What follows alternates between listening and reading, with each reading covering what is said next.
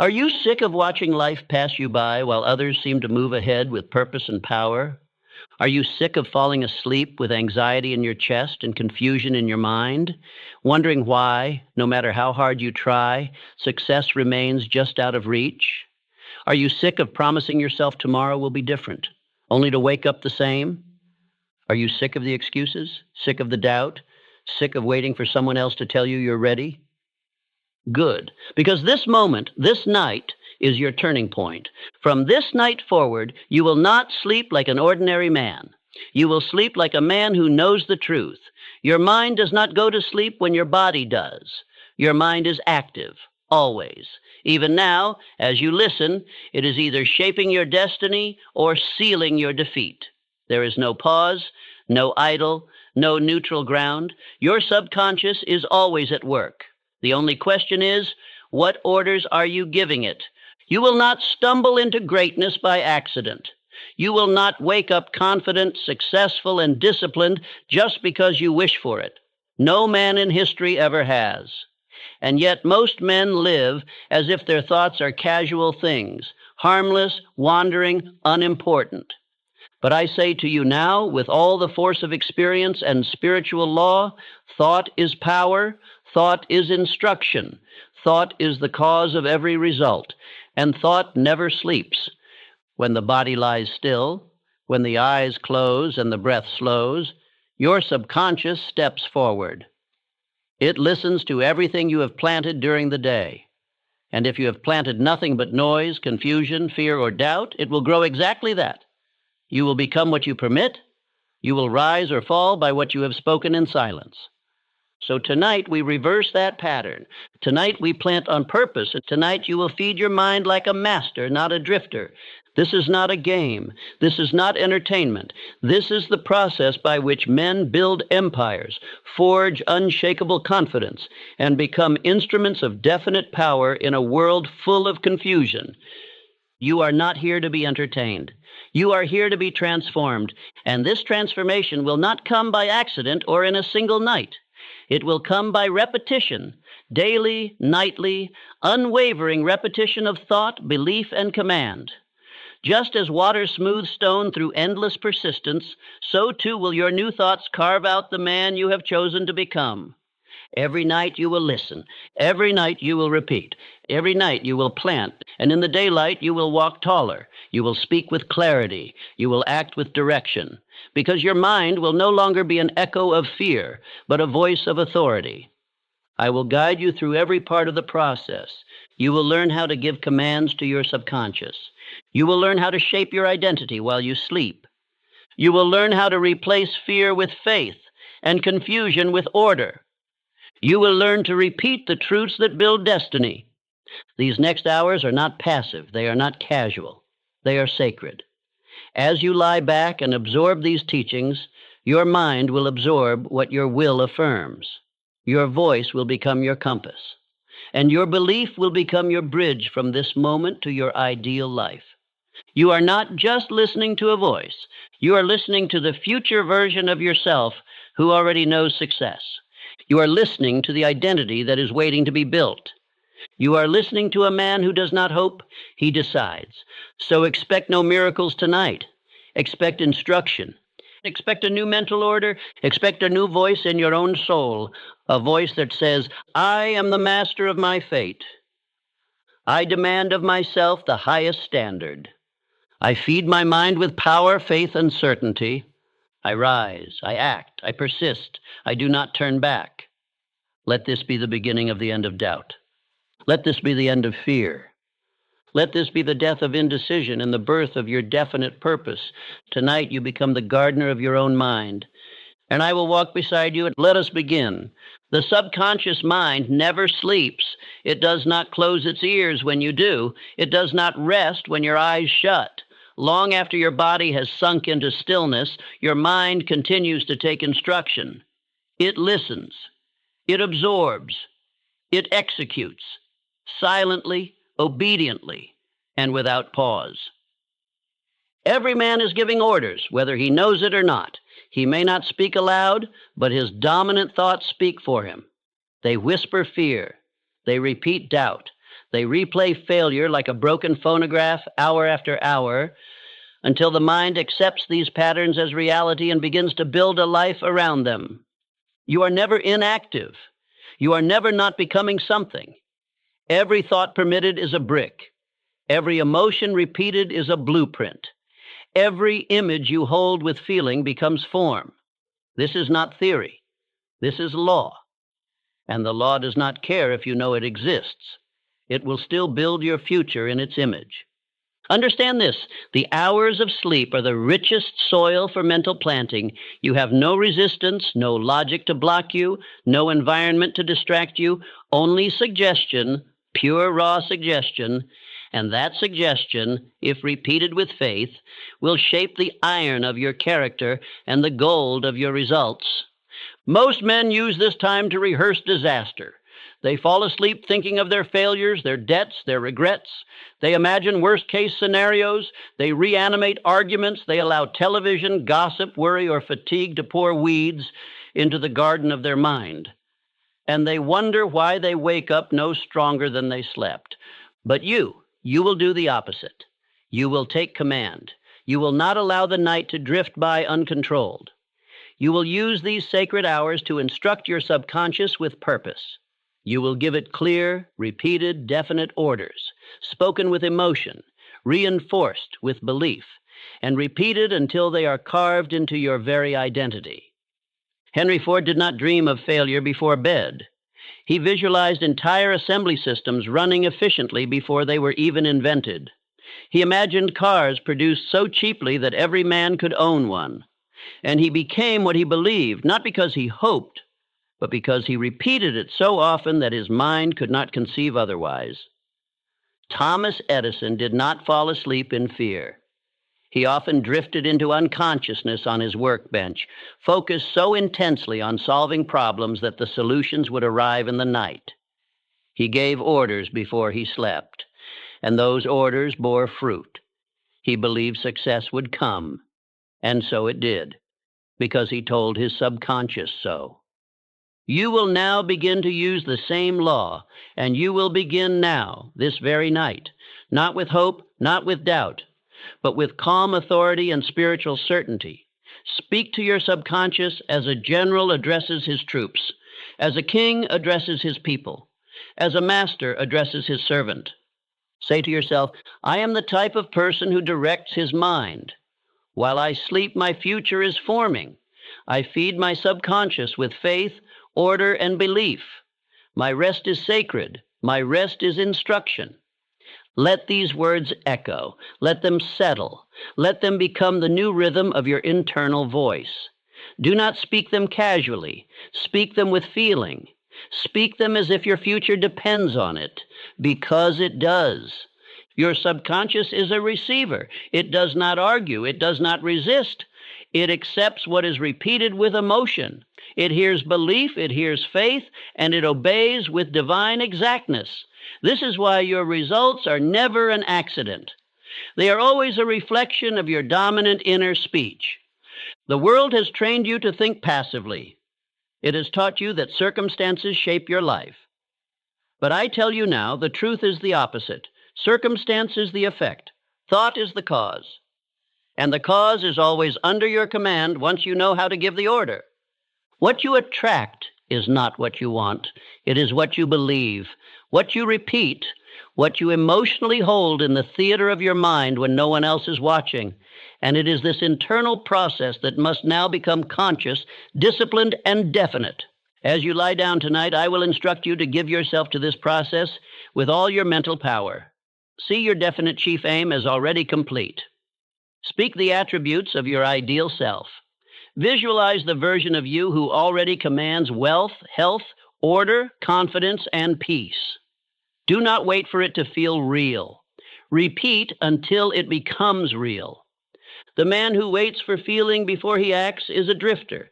The man who repeats truth until it becomes feeling is a master. You must master yourself before you can master results.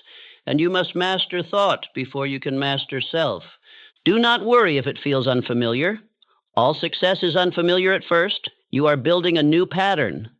The old you was built through years of unconscious suggestion. You are now building the new you with deliberate thought, chosen affirmation, and repeated belief. Let no thought pass unchecked. Let no fear be rehearsed. Let no doubt be spoken. And if one arises, replace it immediately with truth. Say, that is not part of me. I no longer feed failure. I am becoming what I instruct. My subconscious obeys my word. The repetition of these truths is not a gimmick. It is law. Thought repeated becomes belief. Belief repeated becomes habit. Habit repeated becomes identity. And identity shapes every decision, every action, every result. This is not opinion. This is spiritual mechanics. You must not allow the world to choose your identity. You must not allow television, fear, or failure to become your instructors. From this moment forward, you choose, you lead, you build. Every night your subconscious is open. It is listening. What you tell it determines what it creates. Your wealth, your relationships, your opportunities, they are all shaped in this sacred silence. You are the sculptor. You are the architect. And the tool you must now wield is autosuggestion, spoken with faith, repeated with certainty, emotionalized with desire. As you fall into rest tonight, say aloud, I am the type of person who creates his future. I plant faith, I plant courage, I plant power.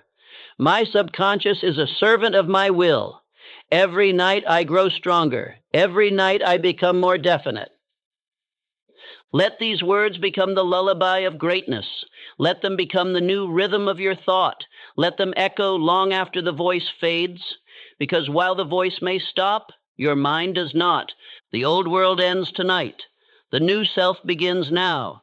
Your mind is your garden, and tonight you must begin to treat it as sacred land. You must understand this fully. Whatever is planted in this garden, be it fear or faith, doubt or desire, clarity or confusion, will take root, and it will grow. Your mind, like the soil of the earth, does not judge what is planted. It only brings forth what is sown. If you do not plant deliberately, weeds will take root by default. That is the nature of neglected land. And that is the nature of the unguarded mind. Confusion, fear, insecurity, hopelessness, these are the weeds that grow when the gardener is asleep, distracted, or indifferent. And the world, being full of noise and opinion, will sow these weeds freely into any mind left open and unattended. Most men do not realize their divine duty as mental gardeners. They go through life reacting to whatever the world throws at them. They listen to the fears of others, absorb the doubts of the news, dwell on past failures, and call it realism. But realism is often just the refusal to cultivate thought.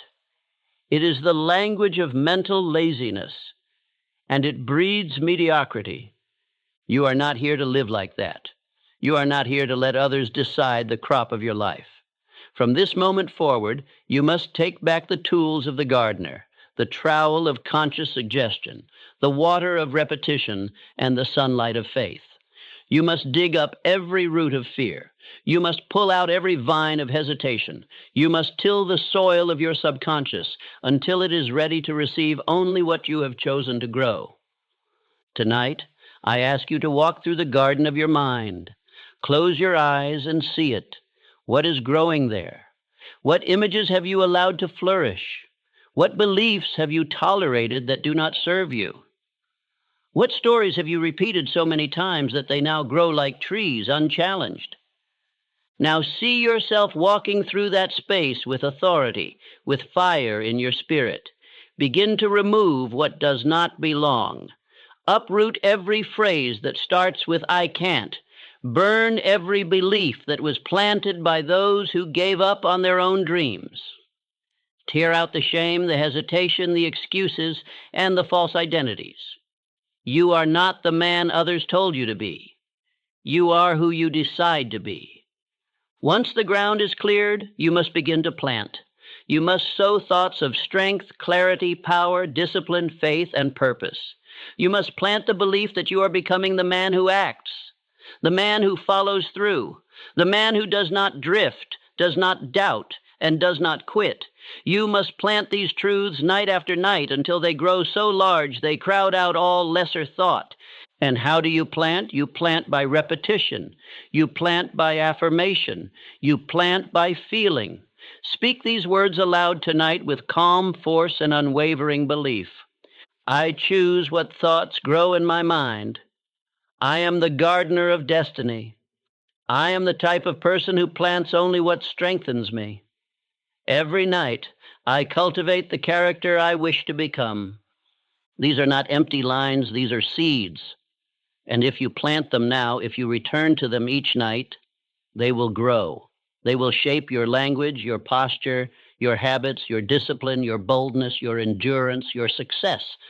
But only if you repeat them, only if you feed them. You must also water them, and the water of the mind is repetition with emotion. Dry affirmations do nothing. But when you speak a truth with belief, with vision, and with feeling, you charge that seed with life. The subconscious responds not just to words, but to emotionalized thought. Thought soaked in belief becomes law. So visualize now. See yourself walking through the rows of your mental garden. See healthy trees of courage rising. See vines of persistence crawling up the trellises of your thought. See flowers of faith blooming where fear once lived. This is your new world. This is your private territory. Guard it, tend to it, visit it nightly. Do not allow weeds to return.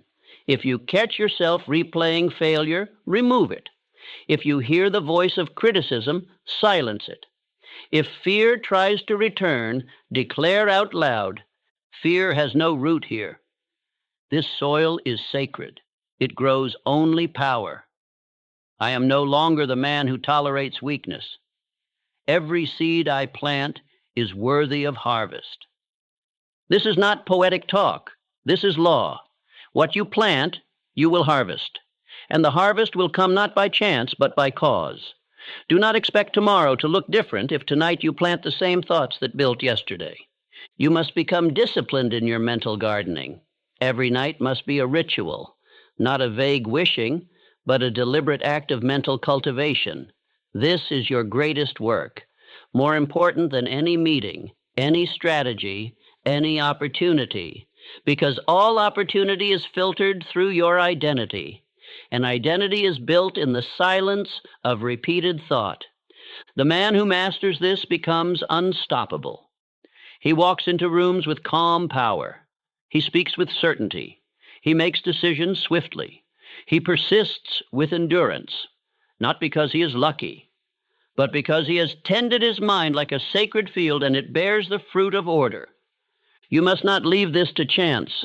Most men never take this seriously. They let the weeds grow. They say, it's just a thought, not knowing that thought is the first cause of everything they will ever be. Do not be like them. Be the exception. Be the man who plants greatness and waters it daily. Now repeat these words as you prepare for rest. I do not allow weeds to grow in my mind. I plant only what I intend to become. I am the type of person who prepares for greatness in silence. My harvest is inevitable because my planting is deliberate. You are not simply listening to a speech. You are reprogramming the very soil of your destiny. You are taking control of your most sacred asset, your own mind. And this power, once claimed, can never be taken, only neglected. So do not neglect it, not tonight, not ever again. All transformation begins with this tool, autosuggestion. You must understand this word, not as a concept, but as a weapon. It is the bridge between who you are and who you intend to become. It is the only method by which you can issue instructions to your subconscious mind, and it is the single most powerful tool ever placed in the hands of man. No man rises above the suggestions he permits. No man ever created wealth, greatness, love, or certainty without first telling himself that it was possible and then repeating it until it became inevitable. Autosuggestion is not wishful thinking. It is not fantasy. It is not the blind repetition of empty phrases. Autosuggestion is self-command, issued with belief, repeated with persistence, backed by desire, and absorbed by the subconscious through emotion. You are always suggesting something to yourself. The only question is, are you choosing it, or are you letting the world do it for you? Most men walk through life under the control of other people's suggestions. Their teachers told them they would never be leaders. Their parents told them to play it safe. Their friends mocked their ambition. Society whispered, "Be realistic." And so, without realizing it, they accepted these ideas and made them their own. And what they accepted, they became.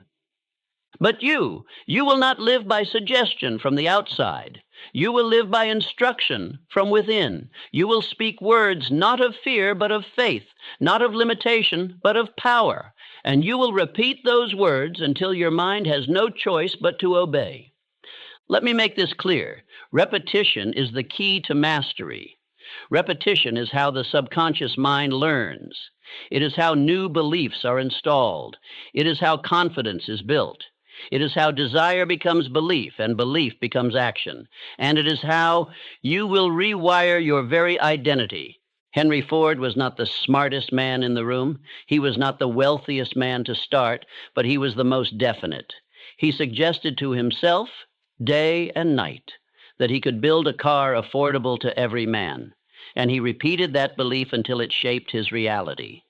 When others said it couldn't be done, he said, "Whether you think you can or you think you can't, you're right." That was not just a saying. That was a philosophy rooted in autosuggestion. The same was true for Andrew Carnegie. He repeated to himself that he would dominate the steel industry, and he did. He told himself he would give away more money than any man who had ever lived. And he did that too. Before any act, before any result, there was belief. And before belief, there was repeated suggestion. You must now build the same habit, but not once a week. Not only when you feel like it, you must do it every night with intention until the very walls of your mind echo your command back to you in the morning. Here is your truth. If you do not give your mind instructions, it will obey the suggestions of fear, failure, and fatigue. If you do not speak belief into your soul, the world will whisper confusion into your spirit. If you do not affirm strength, your mind will default to weakness. You are the commander. You are the voice of authority. You are the master issuing orders to the most powerful assistant in existence, your own subconscious. And this assistant never questions. It accepts whatever is repeated with emotion, and it builds your results accordingly. Let us now make this practical. Each night, as you lie down to rest, you must begin your autosuggestion ritual. Do not wait until you feel like it. That is the mistake of the average man. You speak the truth until you feel it. You repeat the words until they become real. You plant the belief until it grows deep enough to sustain itself. The subconscious mind accepts only that which is repeated persistently and emotionalized with belief. This means you must speak your affirmations with feeling. You must believe that what you say is already becoming true.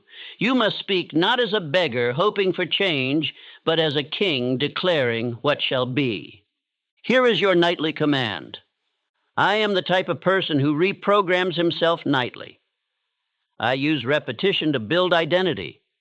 I speak truth to my subconscious, and it obeys. My words create who I am becoming. I repeat what is powerful. I reject what is weak. These are your tools, and you will use them with discipline. Now let us go deeper. What should you be suggesting? What is worthy of your nightly repetition? Only this, the man you intend to become. Describe him clearly. Speak of his courage. Speak of his certainty. Speak of his wealth, his clarity, his discipline. Do not speak of what you want. Speak of who you are. Because if you suggest to your mind that you want something, it will believe you do not yet have it. Instead, declare, I am, I do, I act, I follow through. I persist. I lead. I build. I create. Speak in the language of identity, not desire. And repeat these declarations until your subconscious begins to form the corresponding habits, the matching attitudes, the aligned decisions, and it will, because that is its nature. Let us pause and make this more specific. Take your definite chief aim and reduce it to a single clear statement. Speak it out loud. Feel it. Visualize it. Repeat it. Say, I demand riches of life with definite purpose. I am building a fortune through clear action and persistent faith. I do not hope. I do not wait. I act with purpose and power. These are not dreams. These are commands. You are programming your system, and the system will respond. Every repetition plants a deeper seed. Every night waters the garden. Every phrase carved into your mind becomes a permanent groove, and that groove becomes character. Some will say, this is too simple. Let them say it. They are the ones who complicate their failure while mocking the simplicity of success. Great men do not require complex formulas. They require clear commands repeated faithfully. That is the work. That is the way. Now let us address doubt. At first, your mind may resist. You may say the words and feel no change. That is to be expected. Your old identity has years of repetition behind it. You are not fighting an enemy. You are replacing an outdated pattern. And patterns yield to persistence. The subconscious yields to new orders, not once, but through habitual suggestion. So tonight you begin, and tomorrow night you continue. You will no longer drift. You will no longer permit random thoughts to lead you. You are the master of your mind, and you will act like it. You will speak truth. You will affirm power. You will build a new identity, brick by brick, line by line, word by word. Say aloud now, I do not leave my identity to chance. I build myself through repetition. Autosuggestion is my tool. I use it with discipline. Every word I speak plants a law within me. You are no longer a slave to old belief. You are no longer a mirror of the world around you. You are the origin of your new self. And this new self is born in the silence of sleep, through the voice of repetition, through the law of suggestion, through the faith of a definite man. Let us seal this with your nightly affirmation sequence. Speak these aloud now and carry them into your subconscious as you fall into rest. I am the architect of my mind. I suggest strength, clarity, and direction. I persist in belief until my identity is forged. I am becoming all I choose to become. I speak power. I speak discipline. I speak destiny. This is the law. This is the method. This is the medium of power. What you see in your mind with emotion, you become in your life with certainty. This is not imagination. This is spiritual architecture. Your subconscious does not distinguish between real and vividly imagined. Whatever you visualize with belief, it accepts as fact and begins at once to translate into results. Visualization is not idle daydreaming.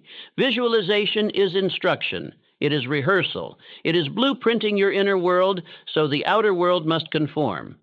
Most men never understand this law. They hope, they wish, they vaguely want success, but they never sit down and see it. They never give their subconscious the image it needs to follow. And a mind without image becomes a life without direction. Tonight you begin a new ritual, the nightly vision of your future self. This vision is not casual. It is not abstract. It must be clear, emotional, and repeated. You must begin to live mentally inside the image of the man you intend to become until the subconscious, obedient and exact, builds him into reality. You become what you visualize nightly. You become what you repeat emotionally. You become what you instruct your mind to see again and again, until no other image can survive. Let me explain why this works. The subconscious mind operates in pictures. When you speak affirmations, you are using words, but those words carry images, and those images carry emotion, and it is the emotion that penetrates deepest. If you visualize yourself succeeding but feel weak, the subconscious hears weakness. But if you visualize with certainty, if you feel what it is like to already be the man you choose to be, that feeling becomes law. The subconscious moves mountains to make it so. Every night before you sleep, you must build the vision. See yourself already living the life your definite chief aim requires. Where do you live? How do you speak? What kind of posture do you hold? What decisions do you make? How do others respond to your presence? This is not fiction. This is construction. You are forming the mold into which your mind will pour your future. This practice is not new. I used it myself when I sought to form the principles of this very philosophy. I built an invisible council in my imagination. Men I admired: Abraham Lincoln, Napoleon Bonaparte, Ralph Waldo Emerson, Elbert Hubbard, and others. I imagined sitting with them nightly. I heard their voices. I watched them speak. I asked them questions. And over time, the qualities they embodied began to take root in me. That is not magic. That is visualization, practiced with faith. And it works because the subconscious makes no distinction between real mentorship and imagined instruction, so long as the feeling is strong and the repetition is daily. You must now create your own invisible council. Choose 5 men whose attributes you admire.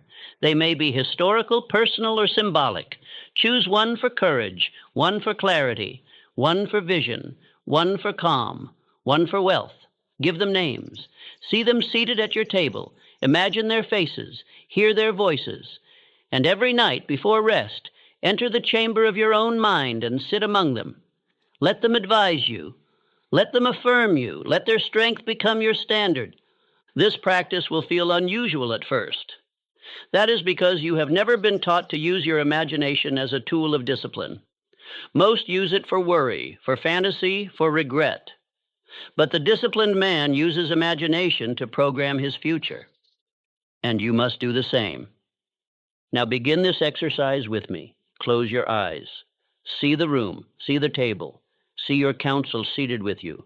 See yourself as you wish to be, strong, certain, decisive. Hear yourself speak. Hear the confidence in your tone. Hear your counsel nod in approval. Let the emotion rise. Let the vision become vivid. Let the image become unforgettable. This is the identity you are building. This is the future you are claiming. This is the image you will carry into your sleep and in time into your waking life. Let us now fix this vision with your spoken word. Repeat with feeling. I am the type of person who sees clearly before acting. I visualize success, and so I create it. My imagination is not fantasy, it is instruction. I build the image of my ideal life, and my mind obeys. What I see nightly, I become daily. Do not skip this step. The mind does not follow hope, it follows pattern. And pattern is built by repetition of image and word over and over until there is no room for the old self to remain. You must be consistent. Every night, return to your vision. Make it clearer. Make it stronger. Add detail. Add emotion. Rehearse it like a master. See yourself waking with purpose. See your day unfolding with power. See obstacles dissolve before your decisiveness. See yourself as the man who follows through. You are not rehearsing fiction. You are engraving identity. You are building the internal structure for external success. Do not expect the world to offer you more than your inner world can hold. Expand your vision, and your world will expand to match it. Some will mock this process. Let them. They live by accident. You are now living by design. And design begins in the mind. The greatest achievers in history were masters of internal vision. Carnegie saw the steel empire long before he built it. Edison saw the electric light long before it lit a room. Rockefeller saw financial dominion long before the world recognized his name. Each of them held a mental image that burned into their subconscious until they were compelled to act in harmony with it. You must now do the same. Every night, return to your picture, speak its truth, feel its presence, live inside its energy, and in time, the subconscious will accept no other alternative. You will begin to act as the man you have imagined. You will speak like him, walk like him, decide like him, and in time, you will be him. Now say this with me. I am the man I have seen in my mind. I live from the vision, not from memory. I do not hope, I instruct. I do not wonder, I create. I become what I visualize, and I visualize nightly. These words are seeds. Your mind is the soil, and your future is the harvest. Plant with care, repeat with conviction, tend with persistence, and trust the law. Tonight you have begun to use the same faculty that built empires and transformed the course of history. The difference between the masses and the great is not talent. It is the will to hold a vision when others drift. You now hold that vision. You now walk with purpose. You now create your world from the inside out. You do not become successful by wishing. You do not become disciplined by accident. You do not become confident by chance. You become these things because night after night, in the hidden silence of your inner world, you are instructing your subconscious who you are. Whether you know it or not, you are always building identity. Every man walks in the image of the identity he repeats. The words you speak, the pictures you see, the emotions you permit, all combine into one powerful command. This is who I am. And your subconscious obeys. It does not argue. It does not question. It receives your repeated thoughts as law, and it builds your habits, your reactions, your decisions, and your destiny in perfect harmony with them. The tragedy is this. Most men are programming weakness into their identity without realizing it. They say things like, I'm not that disciplined. I just can't focus. I never follow through. I always get distracted. I'm not that type of person. And they say it with emotion, with conviction. And so the subconscious accepts it. And so it becomes true. If you say it often enough, it becomes who you are. But here is the power, the miracle, if you will. You can choose a new identity. You can speak a new image. You can repeat a new character until your subconscious removes the old and installs the new. And this change begins not in public, not in performance, not in the presence of applause, but in silence, in solitude, in sleep. Your subconscious is most open during the quiet moments before rest. And during these moments, you must no longer leave your identity to chance. You must become the sculptor. You must speak into your soul the man you have chosen to be over and over again until your every cell obeys. Identity is not fate. It is not fixed. It is not genetic. It is constructed. And construction is deliberate. Every builder knows this. You do not construct without a blueprint. You do not lay bricks without intention. And you do not build a self unless you first define what that self shall be. So define him now. Who is he? The new you, the strong you, the disciplined you, the definite you. What does he believe? How does he walk? How does he act under pressure? What does he say when others quit? What is his tone, his tempo, his presence? Now speak it, affirm it, program it. I am the type of person who follows through. I am the type of person who rises early and acts with purpose. I am the type of person who keeps his word. I am the type of person who works while others sleep. I am the type of person who trains his mind nightly. You may not feel it yet. That does not matter. The seed does not resemble the tree. But if planted, watered, and shielded, it will grow. And identity works the same. The first time you say these words, they are only sound. But the 100th time, they are law. Let me make this even more real. Charles M. Schwab, the man who built U.S. Steel into an empire, was not born to wealth or position. He was not gifted anything, but he possessed what others lacked, the identity of a builder. He walked with the confidence of a man who already saw the result. He trained his thoughts. He chose his beliefs. He repeated success into his soul, and the world bowed to match. You will do the same, but not with arrogance, with certainty, with the calm of a man who has repeated his identity until he cannot be anything else. Each night as you lie down, speak the man into existence. Say it aloud. I am the architect of my identity. I program myself with every word I speak. I am becoming the man I was born to be. I do not drift. I do not break. I do not doubt. Repeat this every night. Make it a law. Let your sleep become sacred ground. Let every word be a brick. Let every affirmation be a beam of steel. Let every breath carry the rhythm of transformation. Some will say, but I've always been this way. That is the lie. That is the voice of the past. And your past holds no power unless you feed it. The truth is this: you are becoming what you repeat. And tonight you begin repeating strength. Let's take it further. Construct a new internal title. Not your name, not your job, your identity. Say, I am the man who finishes what he starts. I am the man who acts when others hesitate.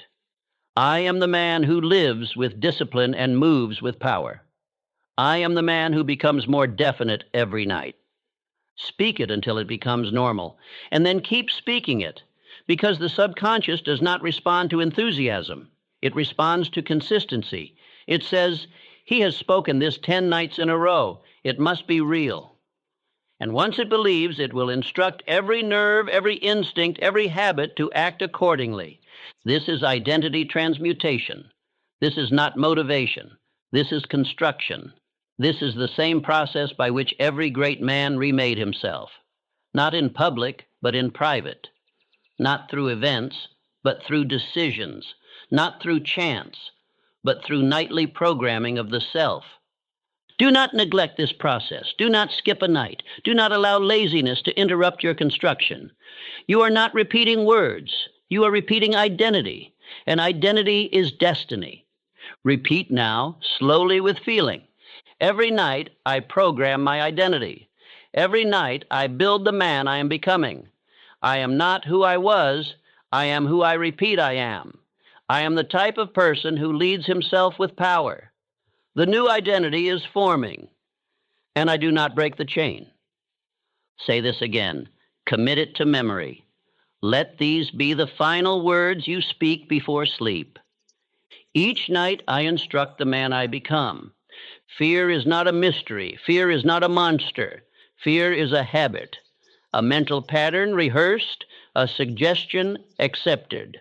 And like all habits, it can be replaced if you are willing to confront it, strip it of its disguise, and speak a new command into its place. Fear is not power. Fear is obedience to the wrong voice. Most men are trained in fear from youth. They are taught to avoid risk, to stay small, to seek approval, to not stand out, to not try too hard. They are told that success is dangerous, ambition is arrogant, confidence is ego, decisiveness is reckless. These words become the rhythm of their thinking, and by repetition they become law. You were not born afraid. You were taught to fear. You rehearsed fear. You inherited fear. And worst of all, you accepted fear as identity. But tonight we begin a new process, a nightly replacement of the old habit with one of faith, power, and definite calm. There are 6 basic fears that every failure feeds: the fear of poverty, the fear of criticism, the fear of ill health, the fear of loss of love, the fear of old age, and the fear of death. These 6 ghosts walk the hallways of the subconscious mind, whispering lies if left unchallenged. And they are always stronger at night. Why? Because fear thrives in silence when the voice of faith is not present. When the conscious mind slows and external distractions fade, fear walks in, unless you do first. If you do not speak power into your sleep, fear will speak weakness. But you will not allow that anymore. You are not just removing fear, you are replacing it. A man cannot just stop being afraid. He must start being something else. He must install a new pattern, rehearse a new response, build a new identity. And that begins tonight with conscious thought, emotional suggestion, and the construction of spiritual opposites. Fear of poverty? Replace it with, I live in abundance. I am the type of person who attracts wealth. I believe in increase, not loss. Fear of criticism? Replace it with, I walk in confidence. I follow truth, not approval. I speak with conviction, not apology. Fear of ill health? Replace it with, I am the type of person who commands his health. I treat my body with discipline. I speak vitality, and I feel energy. Fear of loss of love? Replace it with, I give love freely and receive it fully. I am the type of person who inspires loyalty and respect. I am grounded, not desperate. Fear of old age? Replace it with, I grow wiser, sharper, more powerful with age. I am the type of person who becomes more valuable with time. I walk with timeless purpose. Fear of death? Replace it with, I live each day with purpose. I am at peace with eternal law. I do not fear endings. I live fully now.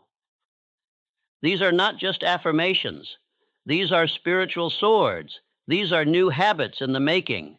And the only way to form a habit is by repetition, especially in the hours when your will is quiet and your subconscious is open. You must now create a nightly ritual, a fear replacement sequence. Each evening, you will identify one fear. You will name it. You will confront it. And you will speak 3 powerful truths to overwrite it. Do not skip. Do not delay. Do not negotiate with fear. You command it. You replace it. You rewire your mind with law. Let us now say the full sequence aloud. Speak it with calm force. I am the type of person who replaces fear with purpose. I do not rehearse fear, I overwrite it. I do not serve ghosts, I serve truth. Fear is not welcome in my subconscious. I repeat faith until fear fades. Understand? Fear is a shadow. It has no life of its own. It borrows breath from your attention. Withdraw your attention, replace it with command, and fear dies. But you must be consistent. You must speak courage even when you don't feel it. You must rehearse boldness until it becomes natural. You must plant power nightly, or fear will return by default. Let me give you an image. Picture your subconscious as a house. In this house, you have allowed a tenant named Fear to live for years. He knows the rooms. He walks freely. But now you have decided to evict him, and you brought in a new tenant, Faith. Faith is stronger, but fear is familiar. Fear does not leave politely. He will knock. He will plead. He will try to enter again through old thoughts. Do not let him back in. Lock the doors of your mind with new language. Install the alarm system of repeated affirmations. Stand at the threshold each night and say, only faith lives here now. And in time, fear will forget your name. You are not weak. You are not broken. You are not a victim of your thoughts. You are the builder. You are the gardener. You are the commander.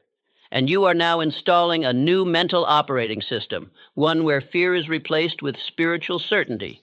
Even Abraham Lincoln, one of the strongest minds in history, faced fear. He lost children. He faced public hatred. He suffered depression. And yet he led a nation through war, guided by faith in a principle larger than himself, not because he felt no fear, but because he refused to let fear be final. So must you. Now repeat with me, slowly, calmly, with power. Fear is no longer my pattern. I am the type of person who acts despite emotion. I rehearse certainty and I move with calm. I sleep in peace because my mind is in order. I do not run from fear. I replace it with truth. Let this be your last instruction tonight. Let no fear enter your sleep. Let no ghost walk your garden. Let no weakness be given space. Tonight, your subconscious is being trained. Tonight, you plant the habit of fearlessness, and soon that habit will become your identity. Every oak began as an acorn. Every mansion began as a sketch. Every fortune began as a thought. And so must your future.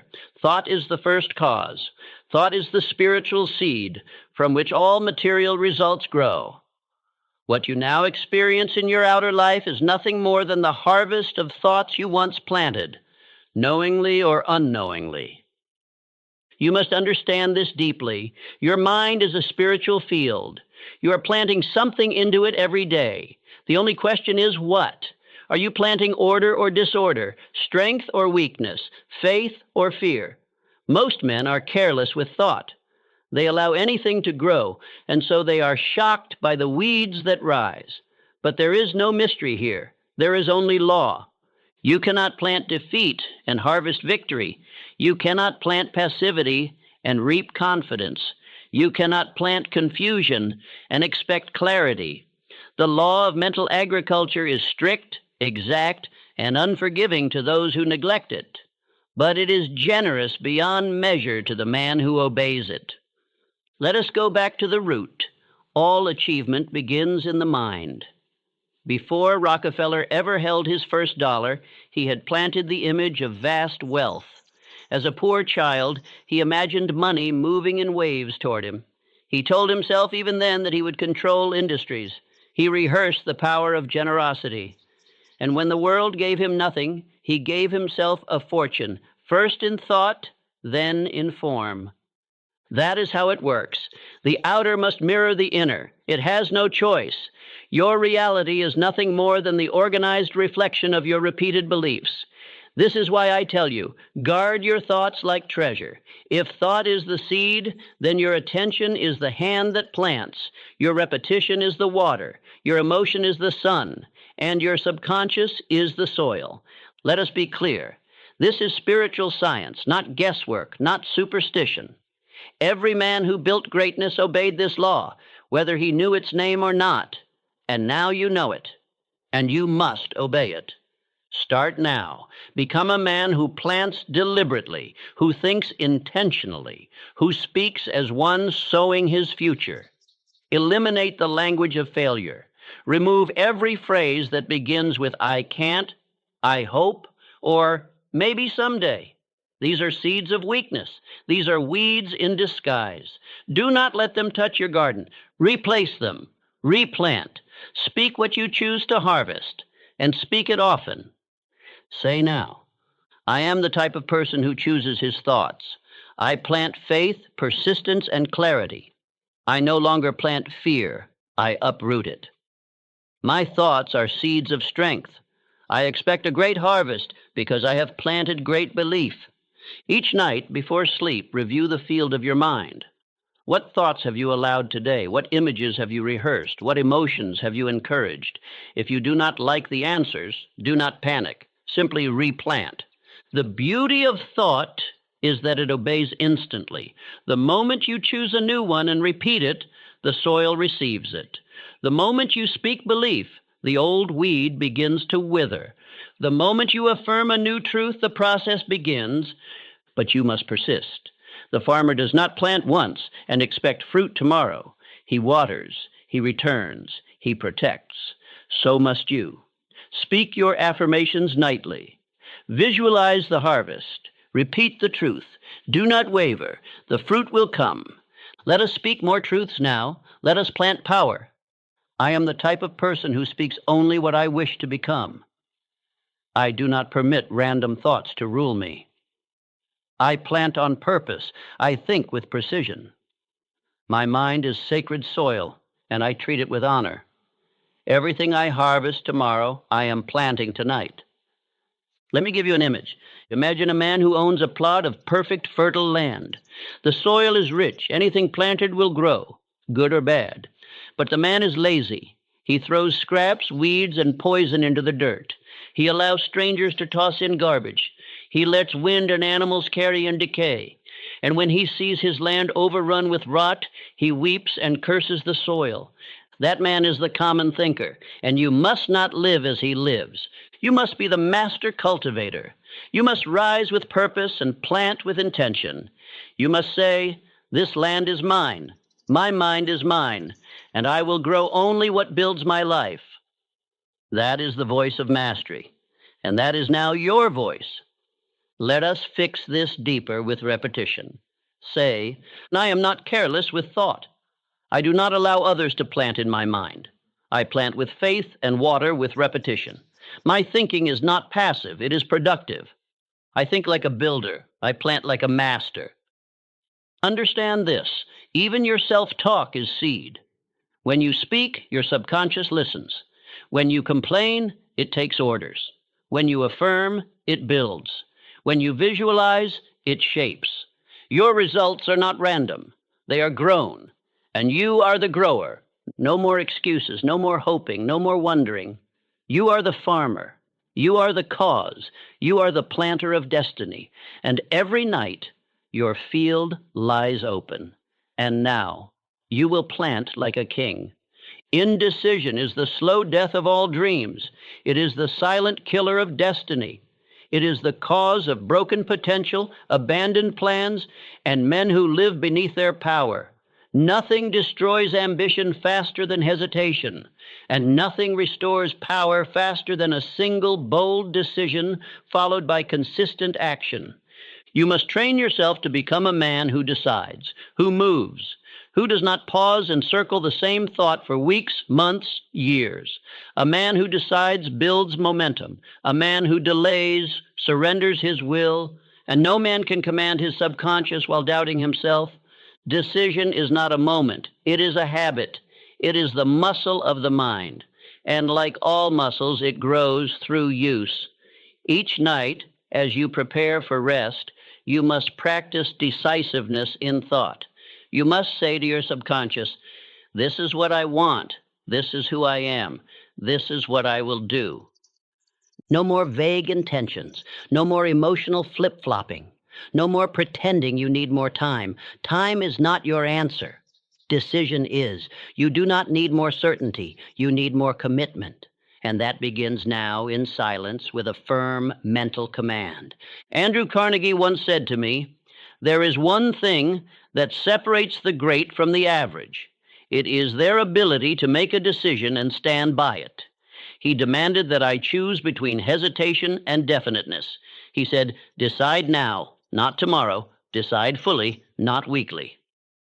And from that moment, my life changed. Let me give you this truth. Every night that you go to bed undecided, your subconscious receives the instruction to remain confused. You wake up scattered. You delay again. You lose momentum. But if before sleep you say, "I am the man who moves with clarity," your subconscious accepts the order, and you begin to act in harmony with it. So tonight we install this habit, not someday. Now let us begin with your chief aim. Decide, choose, declare.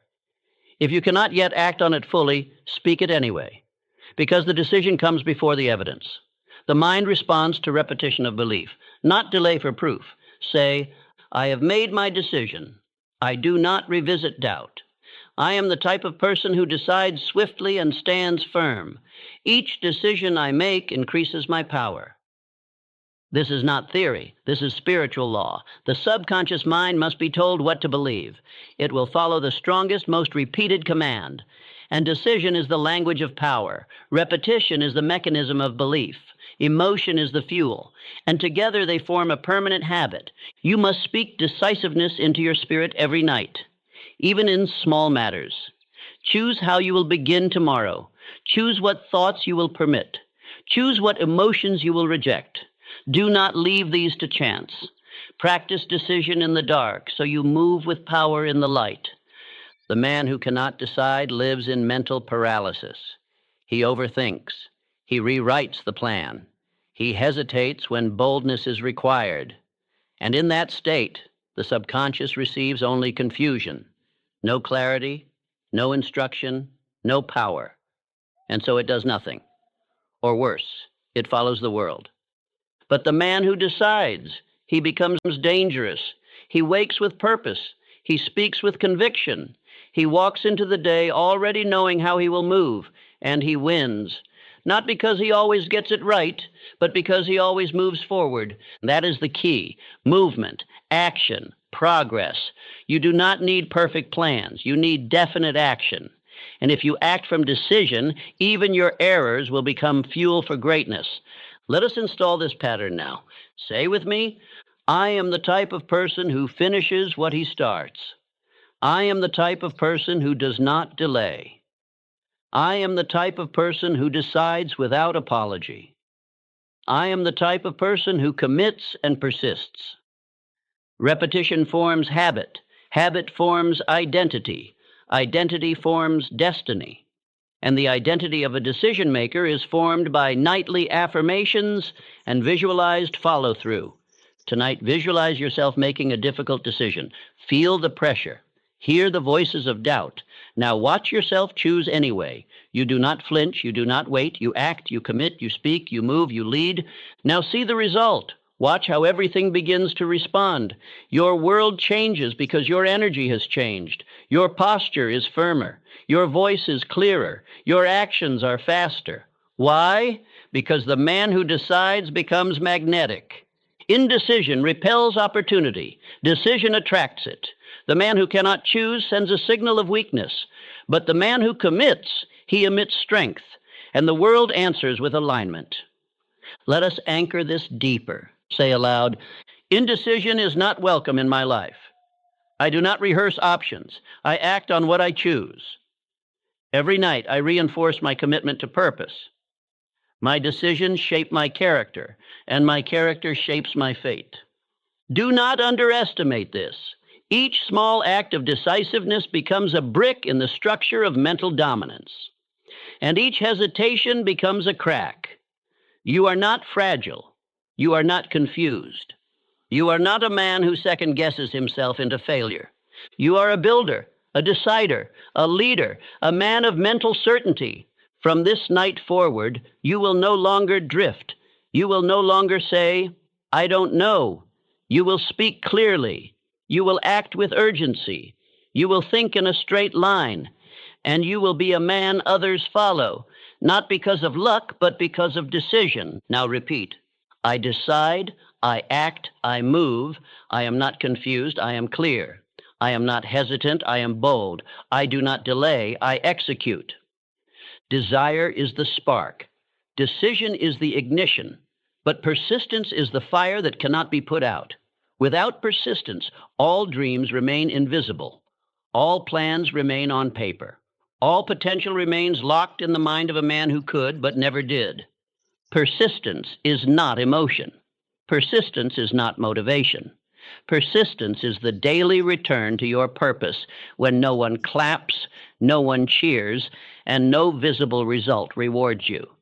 It is the unseen work that turns the imagined into the inevitable. It is the force that tells your subconscious, this is not a wish, this is law. Understand this, you will be tested. Delay will come, resistance will whisper, disappointment will knock, fatigue will try to soften your fire, but none of these things can break the man who has trained his subconscious to persist. Because his power does not come from circumstances. It comes from decision, and he has repeated that decision so many nights in a row that it is now who he is. You must become that man. Edison failed over 10,000 times. He did not call it failure. He called it instruction. He said, I have not failed.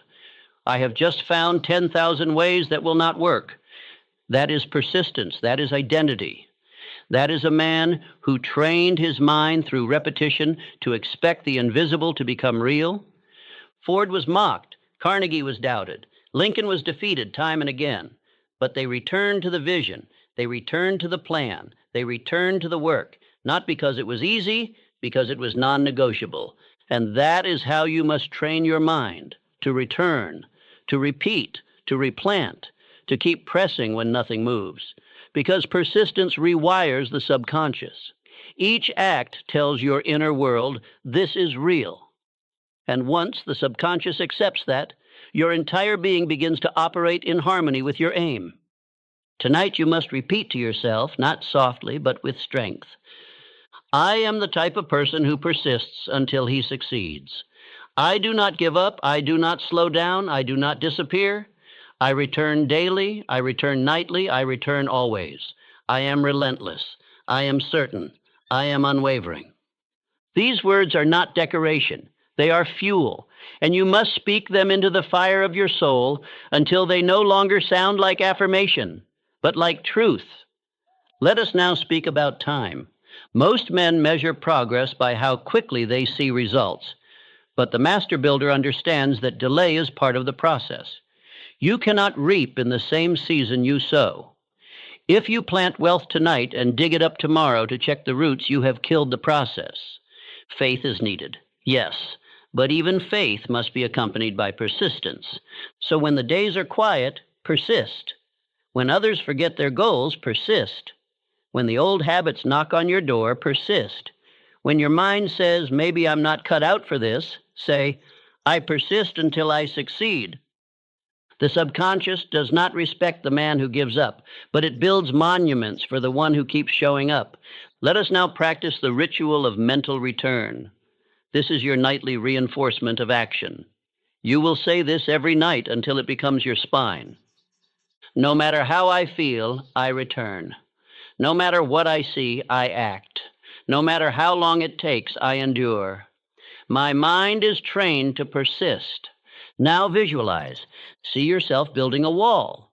You lay one brick each day. You do not look at the entire wall. You focus on the brick. And each night before sleep, you see the wall growing. You feel the progress. You trust the system. That is persistence. That is momentum. That is how the invisible becomes visible. Do not fall for the trap of impatience. That is a temptation of the weak. The world will try to convince you that if it does not happen fast, it is not working. But the truth is this: if you are acting, repeating, and believing, it is always working. You must anchor your soul in the truth that progress is inevitable when effort is consistent. So say with me now, I do not measure by speed. I measure by direction. I plant daily, trust deeply, and harvest in time. I act in faith, persist through silence, and expect results. I am not shaken. I am not moved. I am not deterred. Every great man was once laughed at, doubted, criticized, ignored, but he continued. He spoke belief. He acted again. He returned to his purpose with blood in his eyes and faith in his heart, and the world yielded, not to his talent, but to his persistence. You are now becoming that man. Let this be your identity. I am the type of person who never quits. I return when others rest. I continue when others stop. I persist when others complain. I finish what I start. This is how mountains are moved, not in one day, but in thousands of small movements, each one powered by persistence. This is how wealth is built. This is how strength is built. This is how character is built, not through moments, but through identity reinforced over time. So tonight, as your body rests, your subconscious will be instructed with these final affirmations. Speak them calmly. Speak them repeatedly. Speak them with fire. While I sleep, my identity strengthens. While I rest, my character is fortified. Every night, I return to my purpose. Every night, I become more persistent. Every night, I build the invisible. This is your power. This is your advantage. This is your spiritual edge. The common man forgets. The drifting man quits. But you persist. All achievement begins first in the mind. All riches are born in thought, given form by clarity, and sustained through organized planning. Without a plan, desire is nothing but noise. Without structure, faith is scattered. Without direction, even the most powerful ambition collapses into frustration and fatigue. And so I say this to you plainly. You must begin each night with order in your mind, not chaos, not confusion, not emotional drift, but the firm clarity of a man who has charted his course and intends to arrive. This principle is often misunderstood. Men think planning is something you do once, a document, a goal sheet, a strategy you write and file away. But I tell you, planning is a nightly ritual. It is mental preparation. It is spiritual alignment.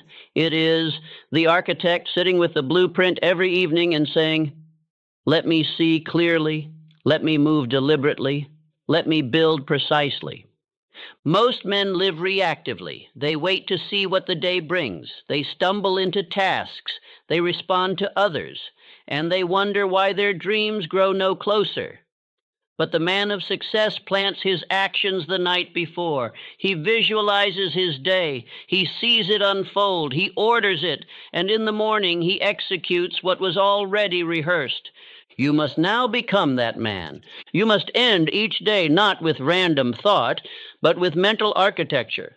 You must ask, what is my priority? What is the next action toward my definite chief aim? What must be done? What must be removed? What must be scheduled? Then you see it, you feel it, you plan it, and you command your subconscious to act upon it. Because the subconscious builds in silence. It does not wait for daylight. It works while you rest. And it works best when you give it clear, definite, emotionalized instruction. Say this now. I do not wait for order. I create it. I am the type of person who ends each day with a plan. My subconscious executes what I feed it. My results follow my structure. I do not wander. I construct. Let me share with you a story. William Wrigley, Jr., the chewing gum magnate, did not begin with brilliance. He began with focus.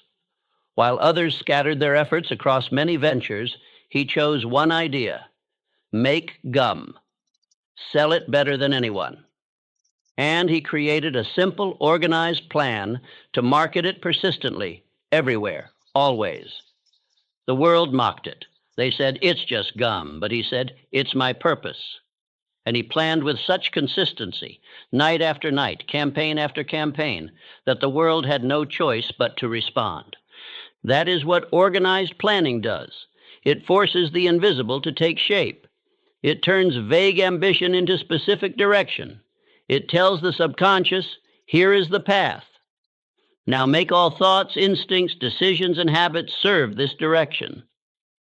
And it will. You must now create this process for yourself. Each night before sleep, review your goal. Speak your chief aim. Then decide your next 3 steps. Not vague intentions, clear actions. Write them if needed. Visualize them being done. See the day ahead moving in perfect alignment with your aim. Then affirm, I act with precision. My thoughts move in straight lines. Each step I plan, I complete. Each plan I repeat becomes identity. This is not just about scheduling. This is about identity construction. The man who plans nightly begins to see himself differently. He no longer drifts. He no longer delays. He moves with calm certainty because his days are already decided before they begin. Your subconscious loves direction. It thrives under instruction, but it shuts down under chaos. If you do not plan, your mind will fill the space with emotion. It will default to fear, laziness, confusion, or distraction. But when you give it structure, you give it power. Now let us take this further. I ask you to begin each day in your mind the night before. Do not wait until morning. The morning should be execution. The night should be instruction. Each evening say, tomorrow I will rise at this time. I will act on these priorities. I will not respond, I will lead. I will not forget, I have already decided. Then see it. See yourself rising strong. See yourself completing your tasks. See your actions aligned with your vision. Rehearse the victory until it feels familiar. Then sleep. Your subconscious will take over. It will spend the night preparing your mind, strengthening your will, sharpening your intent. This is how leaders think. This is how winners act. Not with emotion, but with design. Not with stress, but with order. And that order is built night after night until it becomes the atmosphere of your identity. Let us now speak this truth together. I organize before I act. I visualize before I perform. I plan with certainty. I execute with calm. I do not wait for motivation. I build structure. You must now treat planning as sacred. 5 minutes of nightly thought can remove 5 hours of daytime confusion. When the mind knows what it must do, it ceases to wander. It moves with grace, with power, with focus. Repeat, I do not guess, I decide. I do not react, I lead. I do not wonder, I organize. I do not fear, I prepare. This is your new habit. Every night, without fail, review your aim. Break it down into steps. Feed those steps to your subconscious. And trust the system, trust the process, trust the law. Because the law says whatever is repeated with clarity and emotion must be built into action. This is the foundation of your future. Knowledge is not power. Let no man deceive you. Knowledge is only potential power. It becomes real power only when it is organized, specialized, and acted upon with persistence. And the most powerful knowledge is not gathered in noise. It is absorbed in silence. You live in a world overflowing with information, but very few ever transform because they are not absorbing with purpose. They are collecting facts. But facts without direction are like bricks without mortar. You must turn knowledge into instruction. You must decide what you are building, and then absorb only that which supports your structure. That is why I tell you this. Every night before sleep, feed your subconscious with specialized knowledge. Not noise, not distraction, not commentary. Read something with power. A paragraph from a proven book, a sentence from a wise man, a principle from this very philosophy. Then let your subconscious do the rest. The conscious mind digests facts, but the subconscious absorbs impressions. It stores emotion. It builds patterns, and it does not sleep. As your body rests, your inner world continues. And if you feed it silence, focus, and truth, it will turn simple knowledge into applied power. This is not theory. This is how every great thinker trained his mind. Thomas Edison did not cram books. He studied purposefully, and then he let his subconscious connect the unseen parts. That is why he slept on his workbench. He understood that the real work began after the reading, when the subconscious began its construction. You must now apply this principle. 10 minutes before sleep, read something powerful, not a full book, a focused idea, a tool, a truth. Then close the book and meditate on the idea. Reflect on how you can use it. Speak it aloud. Let it echo. Then fall into sleep. This practice, done consistently, will yield more wisdom than 1,000 unread volumes. Why? Because it is digested knowledge. It is processed in silence. It becomes part of your mental machinery. Let us now declare this truth. I am the type of person who absorbs knowledge silently. I read with purpose. I reflect with discipline. What I read before sleep becomes part of who I am. I do not collect. I internalize. Let me now tell you of a man whose writings did just that. Elbert Hubbard, a thinker, a printer, a philosopher. His essays were short, but they were potent. When I read his words before bed, I did not just read them. I listened to them. I sat with them. I repeated them in my mind, and they changed me, not because of their size, but because of their concentration. That is the key. Concentrated, repeated, and reflected instruction. You must now choose what wisdom is worthy of shaping you. Do not flood your mind with endless noise. Choose one page, one idea. Read it. Then sit with it. Then sleep. And the subconscious will transform it from theory into power. Say aloud, I am not entertained. I am instructed. I am not distracted. I am built. I read with discipline. I absorb with silence. My subconscious learns while I rest. Each night before you lay down, ask, what truth shall I build into my foundation tonight? And once you've chosen it, make it personal. Turn it into an affirmation, a command, a mantra. Say it again and again, with emotion, with belief, with intent, then fall into sleep. Let the silence carry it deep. Let the stillness embed it. Let the subconscious receive its orders. And do this again and again and again until knowledge is no longer external. It is internal. It is part of your operating system. It is automatic. It is identity. This is how wisdom becomes character. Let me give you a ritual. Read one page of truth, reflect silently for 3 minutes, speak one line aloud 5 times, sleep with faith that it is taking root. This simple process, repeated for 30 nights, will outproduce years of scattered learning because depth beats width, precision beats quantity, and repetition builds structure. Say this now. I do not read for memory, I read for transformation. I do not consume, I apply. I do not race, I absorb. I am the type of person who builds himself nightly. Knowledge must be chosen, focused, lived, and absorbed not in public noise, but in private silence.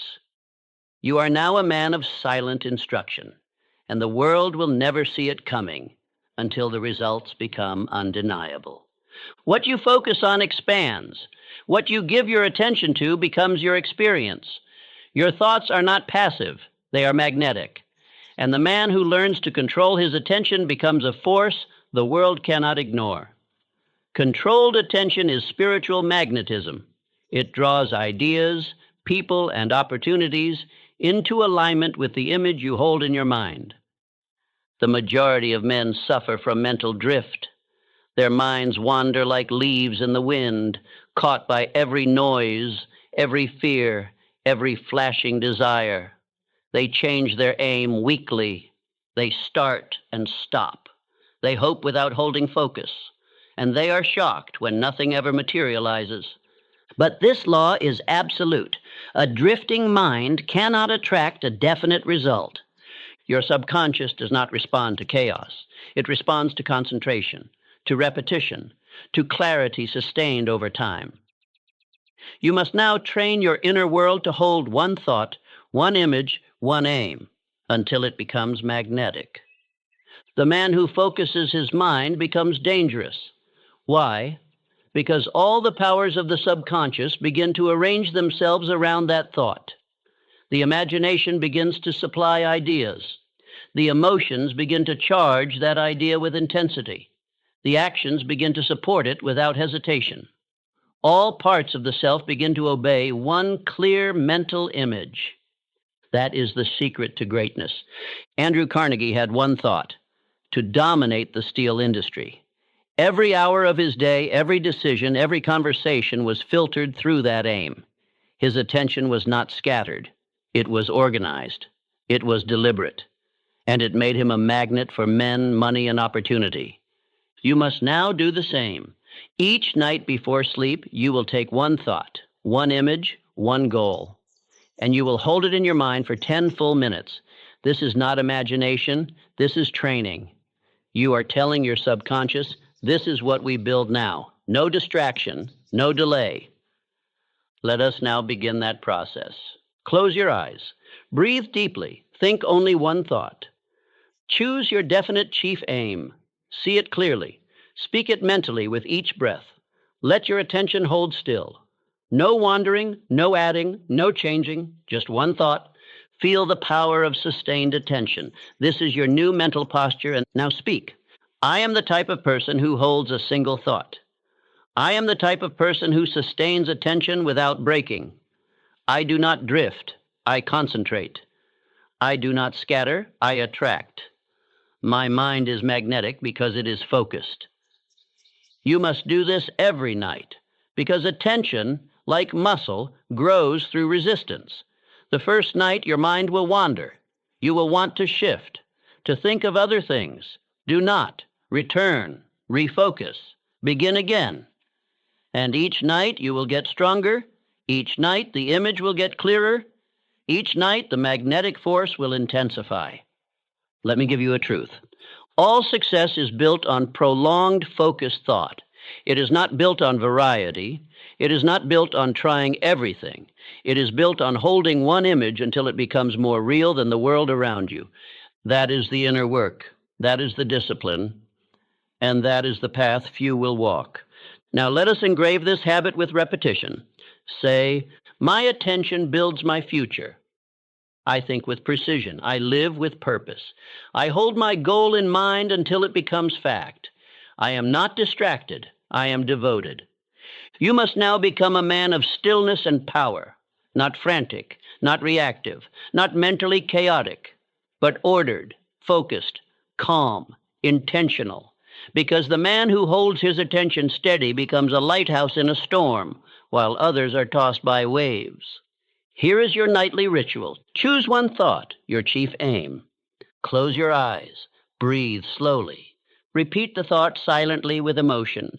Visualize its details. Hold it. Feel it. When distraction comes, return.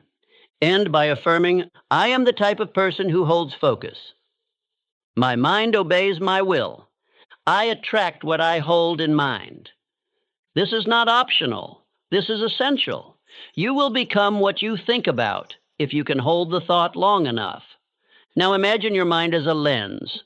Most men scatter the light. They produce no fire. But you, through controlled attention, focus that light into a flame. That flame becomes burning desire. That desire becomes faith. And that faith, backed by action, becomes fact. That is the order. That is the law. And it all begins with controlled attention. Let us now repeat. I think only of what I intend to create. I reject distraction as a thief. I return to my aim until it becomes my identity. My thoughts are servants of my purpose. My focus is a magnet for opportunity. Tonight you train your attention, and tomorrow your attention begins to train the world around you. You are never truly alone. Though the room is dark and the world has gone quiet, you carry with you the invisible company of every idea you've accepted, every voice you've allowed to speak into your life, every impression you have stored. You are always surrounded by influence. The question is not if you are influenced, but by whom. This is why the master mind is the greatest unseen force available to the man of purpose. It is the deliberate formation of spiritual alliance, not with chance companions, not with idle thinkers, but with chosen minds, selected by you, assembled by you, and directed by you to shape your decisions, discipline your thoughts, and elevate your spirit. A true master-mind alliance begins not with other people, but in your imagination, in the quiet, in the stillness, in the hours when your subconscious becomes most fertile. While others drift into sleep as orphans of thought, you must enter a sacred room where giants sit, where builders speak, where faith is multiplied through communion with greatness. This is not fantasy. This is instruction. This is how I trained myself. Each night I sat in my mental chamber. I invited men I admired, not in the flesh, but in principle. Abraham Lincoln for moral fortitude, Napoleon Bonaparte for strategic decisiveness, Emerson for spiritual clarity, Carnegie for wealth and order, Hubbard for precision of thought. I gave them chairs. I gave them voices. I gave them life in my imagination, and they spoke back. Not because they were ghosts, but because I had so studied their qualities, so admired their values, so repeated their wisdom, that my subconscious built composite impressions of their character. And once those impressions were formed, I could summon them at will. I could consult them. I could hear their tone.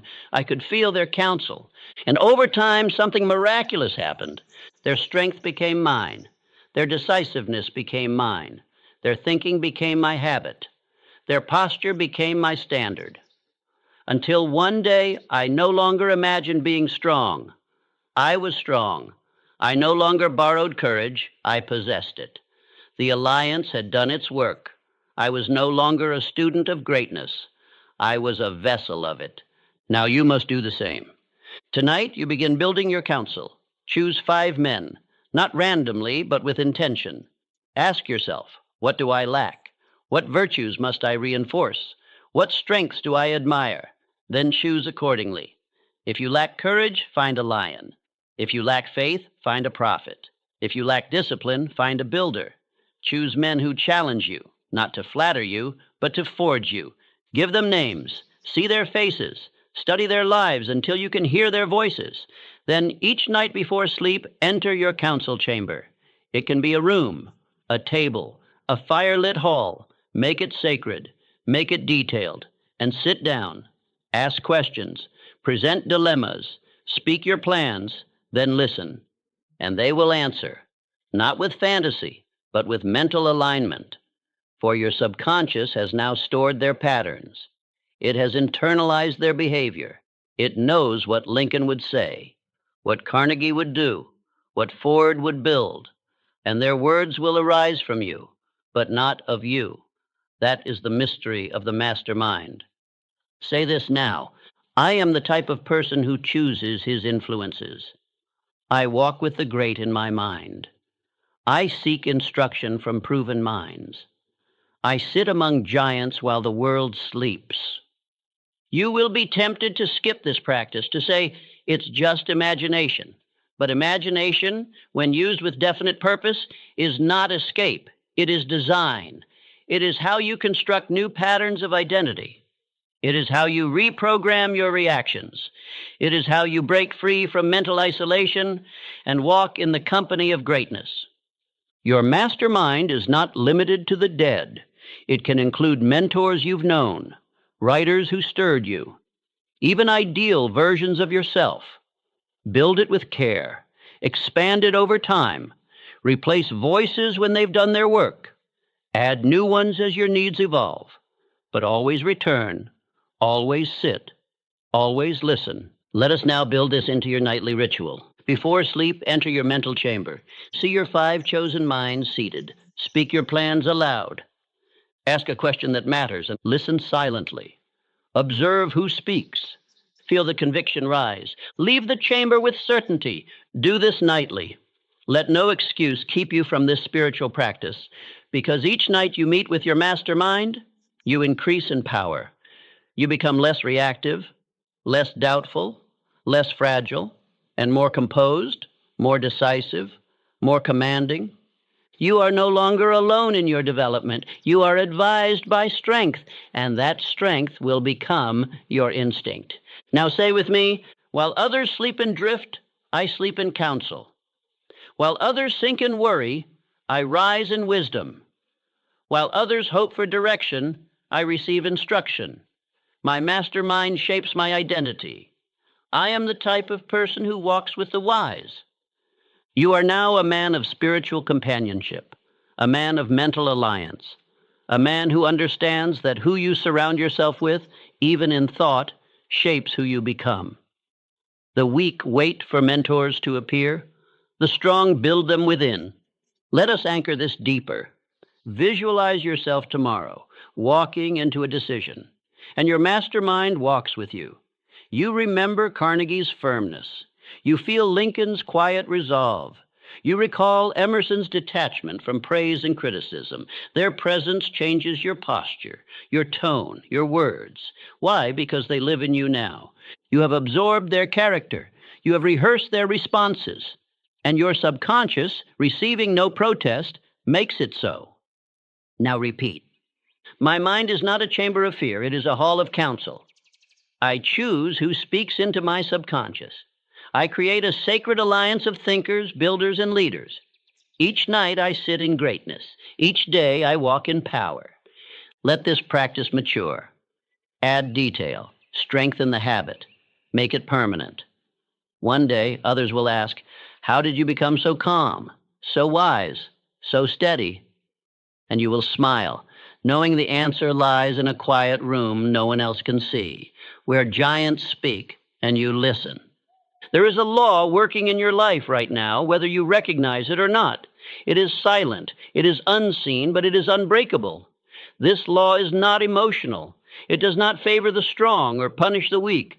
It simply does this. It makes permanent whatever you repeat. I call this the law of cosmic habit force.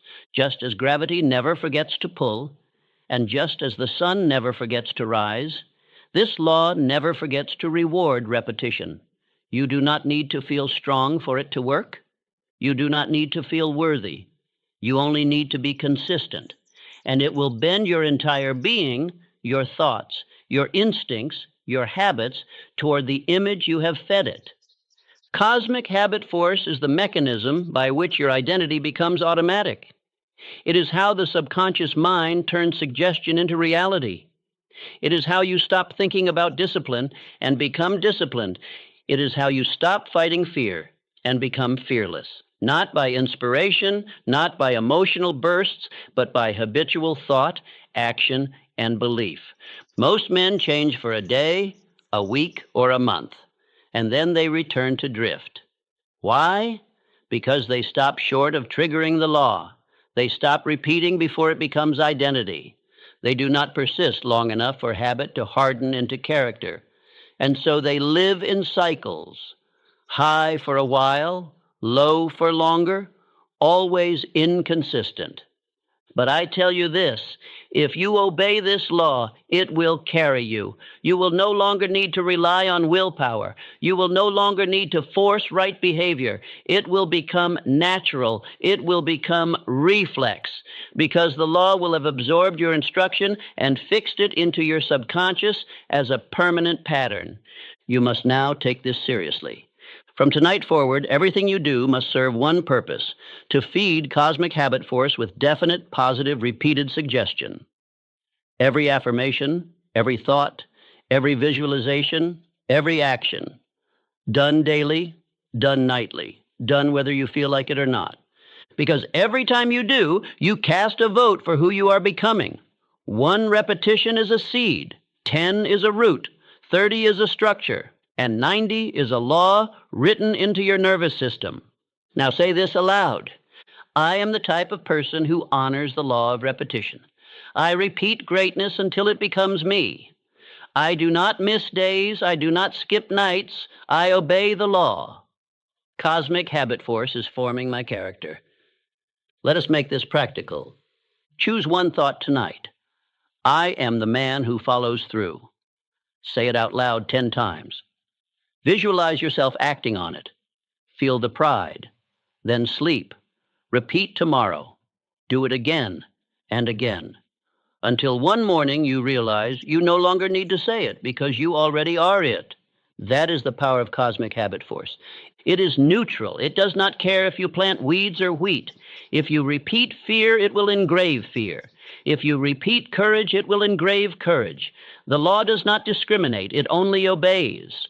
So what will you choose? You now know that nothing is neutral. Every word you speak before sleep is either building you or breaking you.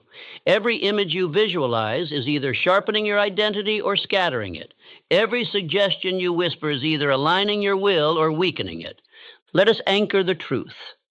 I am the type of person who uses repetition to reprogram my life. I do not rely on moods. I rely on laws. I do not try. I train. I do not wish. I repeat until I become. The man who respects this law becomes unstoppable, not because he is gifted, but because he outlasts the world. While others drift in emotion, he moves with habit. While others get excited and quit, he builds silently. While others seek shortcuts, he builds systems. And his life bends to him, not all at once, but always over time. Do not stop short. Do not expect reward after 3 days of effort. The seed does not bloom at once. The identity you desire will take weeks, months of uninterrupted alignment between thought, word, and action. But once it takes hold, once it becomes reflex, you will not be able to fail.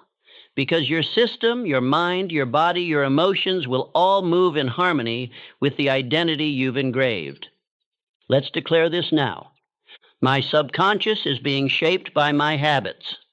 My habits are being shaped by my repetitions. My repetitions are deliberate and definite. The law of cosmic habit force is working for me now. Repeat this phrase with power and pause. I am the man I repeat I am. And repeat again. Every night I obey the law. Every night I become more consistent. Every night I write identity into my soul. Let others look for signs. Let others chase emotion. You build habit. You repeat until belief becomes normal. You act until excellence becomes unconscious. You think until greatness is no longer a wish, but a mechanical process. That is mastery, that is law, that is cosmic habit force in motion. Now visualize this law at work. Picture your subconscious as a vast machine. You drop in the same command every night, and slowly the gears begin to shift. The old programming is pushed out. The new structure begins to harden. And one day, the machine runs without resistance, because it now runs on your new identity. That day will come if you repeat, if you persist, if you obey. Say now, one last time tonight, I repeat until it becomes natural. I persist until the law takes over. I am guided by repetition. I am governed by order. The law of cosmic habit force is building my future in silence. Sleep now. But no, the law does not sleep. And it is working for you. Nothing happens until a man wants something with fire in his belly. Nothing builds, moves, or rises until desire becomes dominant over fear.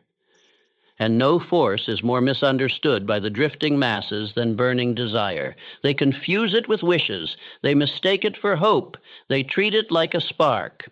But desire, real desire, is not fleeting. It is sustained fire. It is not polite. It is consuming. It is not emotional. It is spiritual fuel. You must develop burning desire until it becomes the master emotion of your subconscious mind. Burning desire is the one thing no man can give you. I can teach you principles. I can show you laws. I can direct your attention. But if you do not want with intensity, if your desire is not flaming with faith, your mind will never move. Because the subconscious mind only obeys thoughts that are backed by emotion.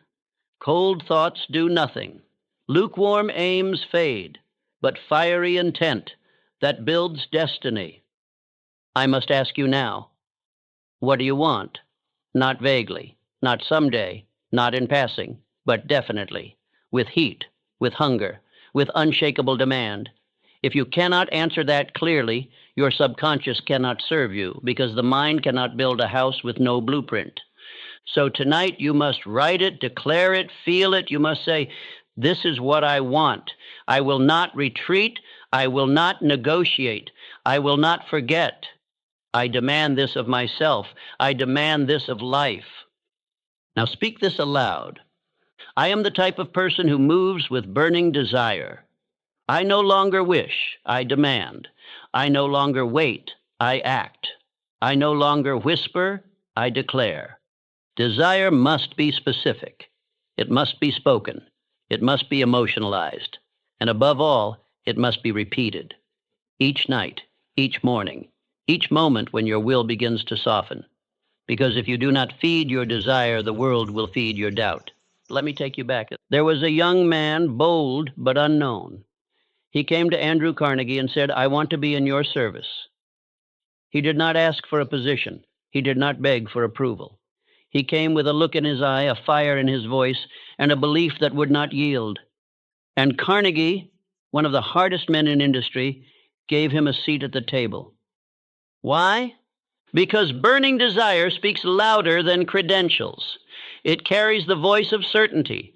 It makes others believe because the man himself believes. That young man had no title, but he had fire. He had definiteness. He had the one thing that cannot be taught in school, a will that refused to be denied. That is what you must now build. Let me now give you the ritual of desire. Write your definite chief aim every night before sleep. Read it aloud with emotion. Close your eyes and see it as real. Say, this is mine. I am this man. I will have this life. Repeat until your heart beats faster. Sleep with this fire in your chest. The subconscious is not moved by facts. It is moved by feeling.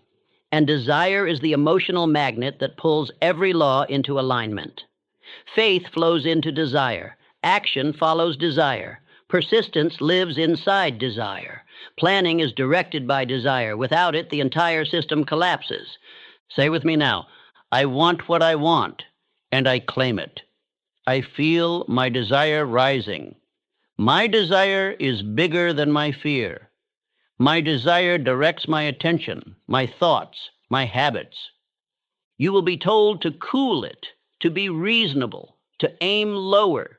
You must reject this, because the man with burning desire has already decided that life will meet him at the level of his demand.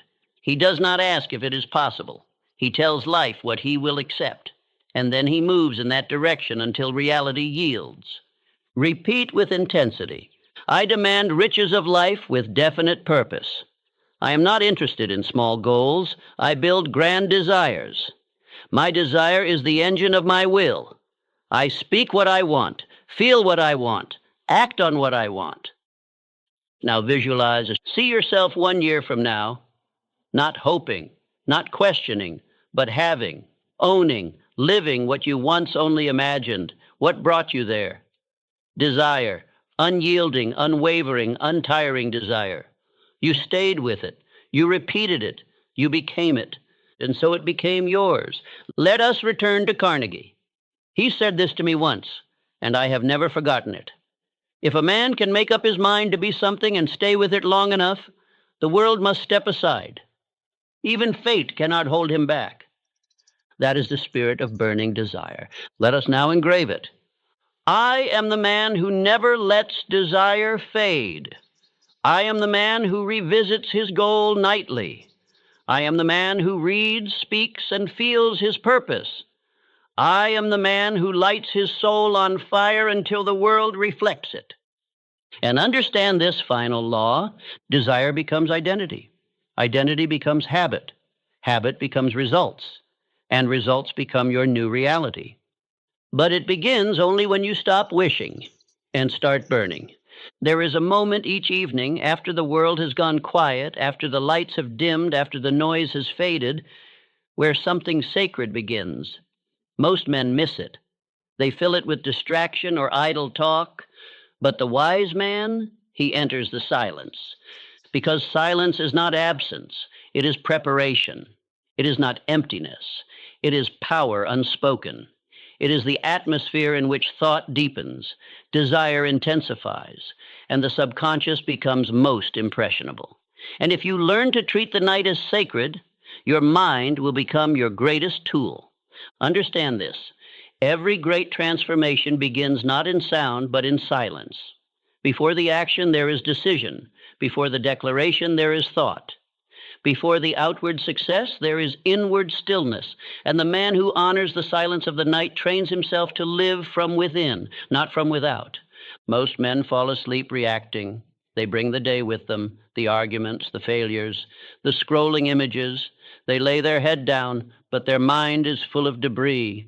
And so their subconscious receives clutter, not command. It drifts instead of builds. And they wonder why their mornings feel heavy, why nothing changes. But you must do it differently. You must clear the room, quiet the noise, create a sacred atmosphere before rest. Do not speak unless it strengthens. Do not consume unless it instructs. Do not enter sleep without emptying your mind of all that is unworthy. Because silence is not just peace. It is the voice of order. Say this now. I am the type of person who ends the day in silence. I protect my mind from noise. I treat the night as my temple. What I allow in the silence becomes who I am. Let me guide you into this practice. Each night, 30 minutes before rest, step into silence. No music, no news, no distractions. Sit upright or lie down, but be present. Close your eyes. Breathe slowly. Begin to review your day, not in judgment, but in reflection. What did you think? What did you say? What did you allow?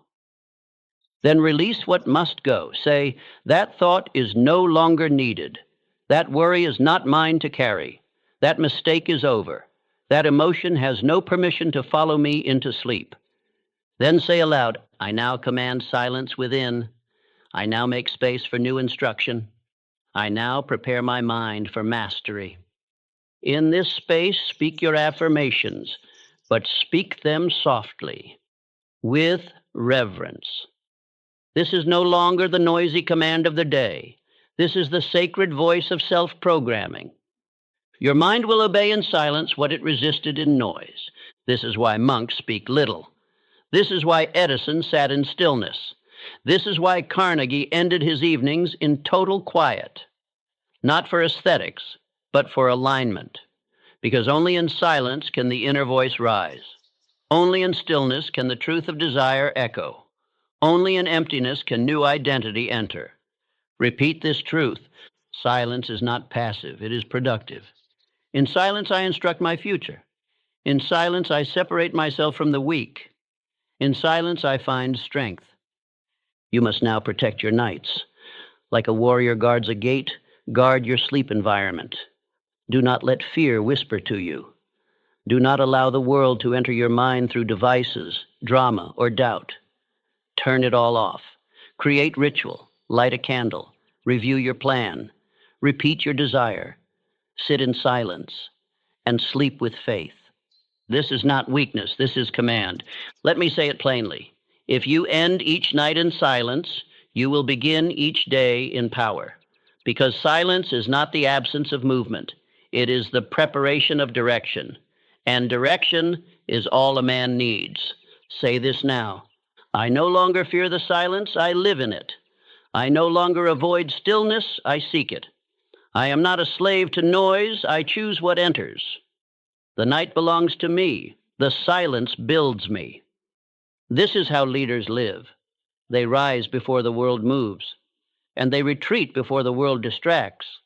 They train their subconscious when it is most open, not in the chaos of midday, but in the sacred stillness of night. Every night, this is your ritual. Clear your space. Turn off all devices. Breathe deeply and sit in silence. Reflect on the day, then release it. Repeat your aim, your identity, your desire. Sit again in silence. Let the impressions deepen. Sleep with peace. Sleep with certainty. This is no longer optional. This is now who you are. And now say with certainty, my nights are not wasted. They are invested. My silence is not empty. It is rich with potential. While others sink into distraction, I rise into mastery. Each night in silence builds the man I have chosen to be. From this night forward, the silence will not scare you. It will shape you. Now that you have declared what you want, now that you have spoken it, written it, emotionalized it, and repeated it with fire, you must master the next law. You must detach. You must release the outcome, not from apathy, but from absolute faith, not because you do not care, but because you already know it is done. Detachment is not weakness. Detachment is not disinterest. It is spiritual discipline. It is mental mastery. It is the sign that your subconscious has accepted your desire as law, and you are no longer trying to force the result, because you know that through the law of cause and effect, your harvest must come. You do not detach because you doubt. You detach because you believe so completely that you no longer question, no longer grasp, no longer beg. You plant and you let go. You build and you walk away in confidence. You give the command to your subconscious and you trust that it is now at work. Most men never learn this. They speak their aim, and then they choke it with worry. They declare a goal, and then they cancel it by checking and measuring and doubting. They ask for results, and then live in anxiety. They have not detached. And so the subconscious receives conflicting orders. And what does it do with conflict? It stalls. It hesitates. It obeys neither voice. But the man who detaches walks in peace, not laziness. Peace. Not passivity, calm control.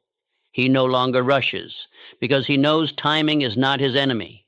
He no longer worries because he knows the outcome is not determined by panic but by law. And he no longer asks when because he has already declared, I will. Now say with strength, I act with certainty. I release the outcome. I am the type of person who trusts the law. I plant and I let go. I do not cling, I create. Let me give you an image. The farmer plants his seed. He waters it.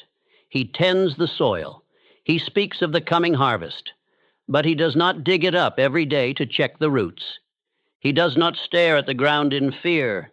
He knows the harvest will come in season. He obeys the law, and the law rewards him in kind. So it is with your thoughts. You plant your desire. You feed it with repetition. You nourish it with faith. And then you let it go.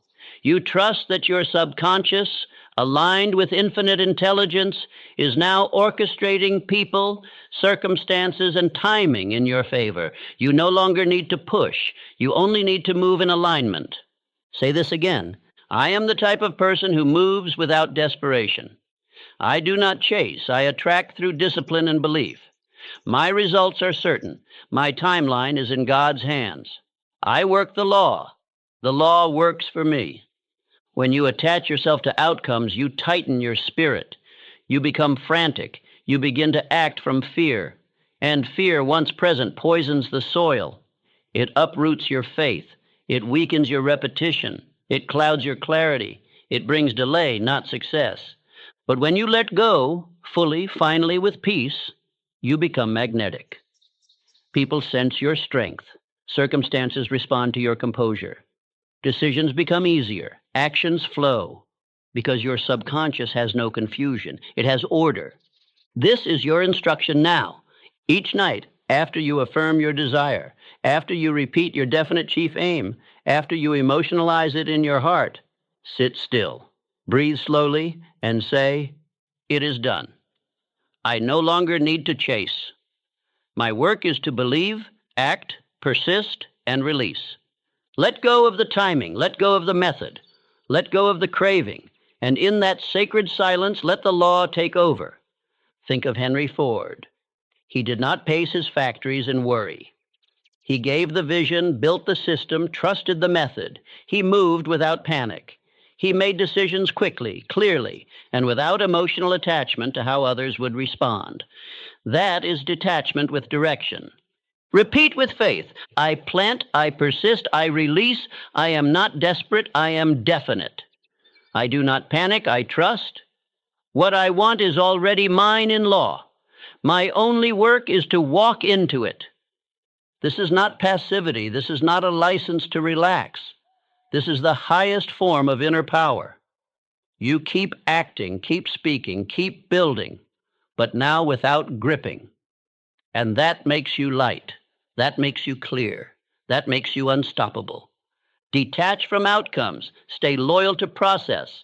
Detach from timelines. Stay loyal to structure. Detach from applause. Stay loyal to purpose. Detach from fear. Stay loyal to faith. And when the world asks, "Why aren't you rushing?" you will answer, "Because I have already won. The result is inevitable." Let us close with your nightly detachment ritual. Speak your chief aim aloud. Emotionalize it, visualize it. Say, "It is done." Breathe deeply. Release tension. Affirm, "I act in faith. I do not chase. I sleep in peace because I planted with power. My subconscious knows what to do. I am no longer waiting. I am becoming." And now you sleep, not with pressure, but with peace. There is one transformation greater than all others. It is not the change in bank account or the home you build or the recognition you receive. Those are effects, reflections, byproducts. The greatest change, the only change that lasts, is the transformation of identity. And the greatest tool to do this is autosuggestion. Autosuggestion is the bridge between thought and reality. It is the language of the subconscious mind. It is how you hand a command to the infinite within you and say, "Build this, make this real, reshape who I am." You do not become successful by chasing success. You become successful by becoming the kind of man who is no longer capable of failing. And that begins by telling yourself, every day, every night, in silence and in speech, who you are becoming. Most men speak to others more than they speak to themselves. Most men repeat complaints more than commands. They rehearse the old story. They replay the old identity. They say, "I always mess this up. I'm not good at this. That's just how I am." And so the subconscious obeys, and it keeps them right there. But you are now a man of self-declaration. You no longer repeat the old self. You do not identify with the past. You do not reinforce weakness. You speak only what is building you into the man you have decided to be. Autosuggestion is not superstition. It is spiritual engineering. Each night before sleep, your mind is wide open. Your resistance is down. Your body is relaxed. Your subconscious is listening. And this is your moment. You must speak identity into yourself, not as hope, but as command. Now say with strength, I am the type of person who follows through. I am the type of person who moves with clarity and decision. I am disciplined, certain, and resilient. I no longer identify with the man I used to be. Your old self is not your true self. It was built by years of unconscious suggestion, fear, failure, excuses, criticism. But now you are choosing yourself, constructing it, speaking it, repeating it. And the law says whatever is repeated with feeling must be accepted by the subconscious. That is identity transmutation. You take one belief and you burn it out. You replace it with a new declaration and you speak it nightly. You repeat it until your voice and your soul say it in unity. And soon, it is no longer what you're trying to believe. It is who you are. Let me show you what this sounds like. Old thought, I'm not consistent. Transmuted suggestion, I am the type of person who does what he says, every time. Old thought, I get overwhelmed. Transmuted suggestion, I break down every problem into clear, simple actions and I move. Old thought, I don't finish what I start. Transmuted suggestion, I am a finisher. I do not quit. I complete every task I touch. You are not lying to yourself. You are deciding who you are, and you are repeating it until your subconscious obeys. Now repeat after me. Each night I give myself new instructions. Each word I speak becomes identity. My voice is law. My word is instruction. I am not who I was. I am who I repeat I am. This is why repetition matters. No man changes through information alone. He changes through saturation, through repetition, through programming. And autosuggestion is how you program identity. You choose the words, you choose the tone, you choose the belief, and then you never stop repeating it. Write this down. Tonight, I choose one sentence, one new identity. I write it, I repeat it 10 times, I emotionalize it. I speak it until I believe it. I speak it until I become it. And I do this not for a week, not for a month, but until it is truth. Here are your affirmations now. I am no longer the man who doubts. I am the man who decides. I am no longer the man who waits. I am the man who acts. I am no longer the man who questions himself. I am the man who speaks with authority. My identity is no longer a memory. It is a design. Let this burn into your subconscious.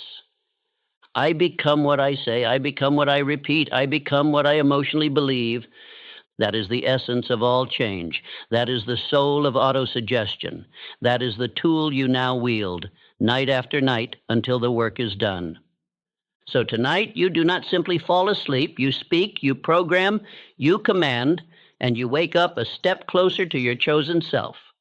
Now that you've started this journey, now that you've planted the seed, repeated the command, visualized the outcome, and declared your identity, you must not quit. You must never quit. Not when it feels slow. Not when your emotions dip. Not when the world tells you nothing is happening. Because the truth is this, all transformation happens in silence before it shows up in substance. The roots grow before the fruit ever appears. And most men fail because they walk away 3 feet from gold. I've seen this too many times. A man begins with fire. He speaks his aim, feels it, writes it down, affirms it each night. He feels strong for a week, maybe 2. But then comes resistance, a dry day, an unanswered prayer, a moment where nothing visible changes. And so he makes the fatal mistake. He decides it isn't working. And so he stops. And the process dies, not because it was wrong, but because he didn't persist long enough for the law to reveal the reward. But you will not stop. You will not interrupt the law. You will not let temporary silence rob you of permanent change. You will remember this truth every night. The process is working, even when you cannot see it. The subconscious does not work on your schedule. The universe does not move by your clock.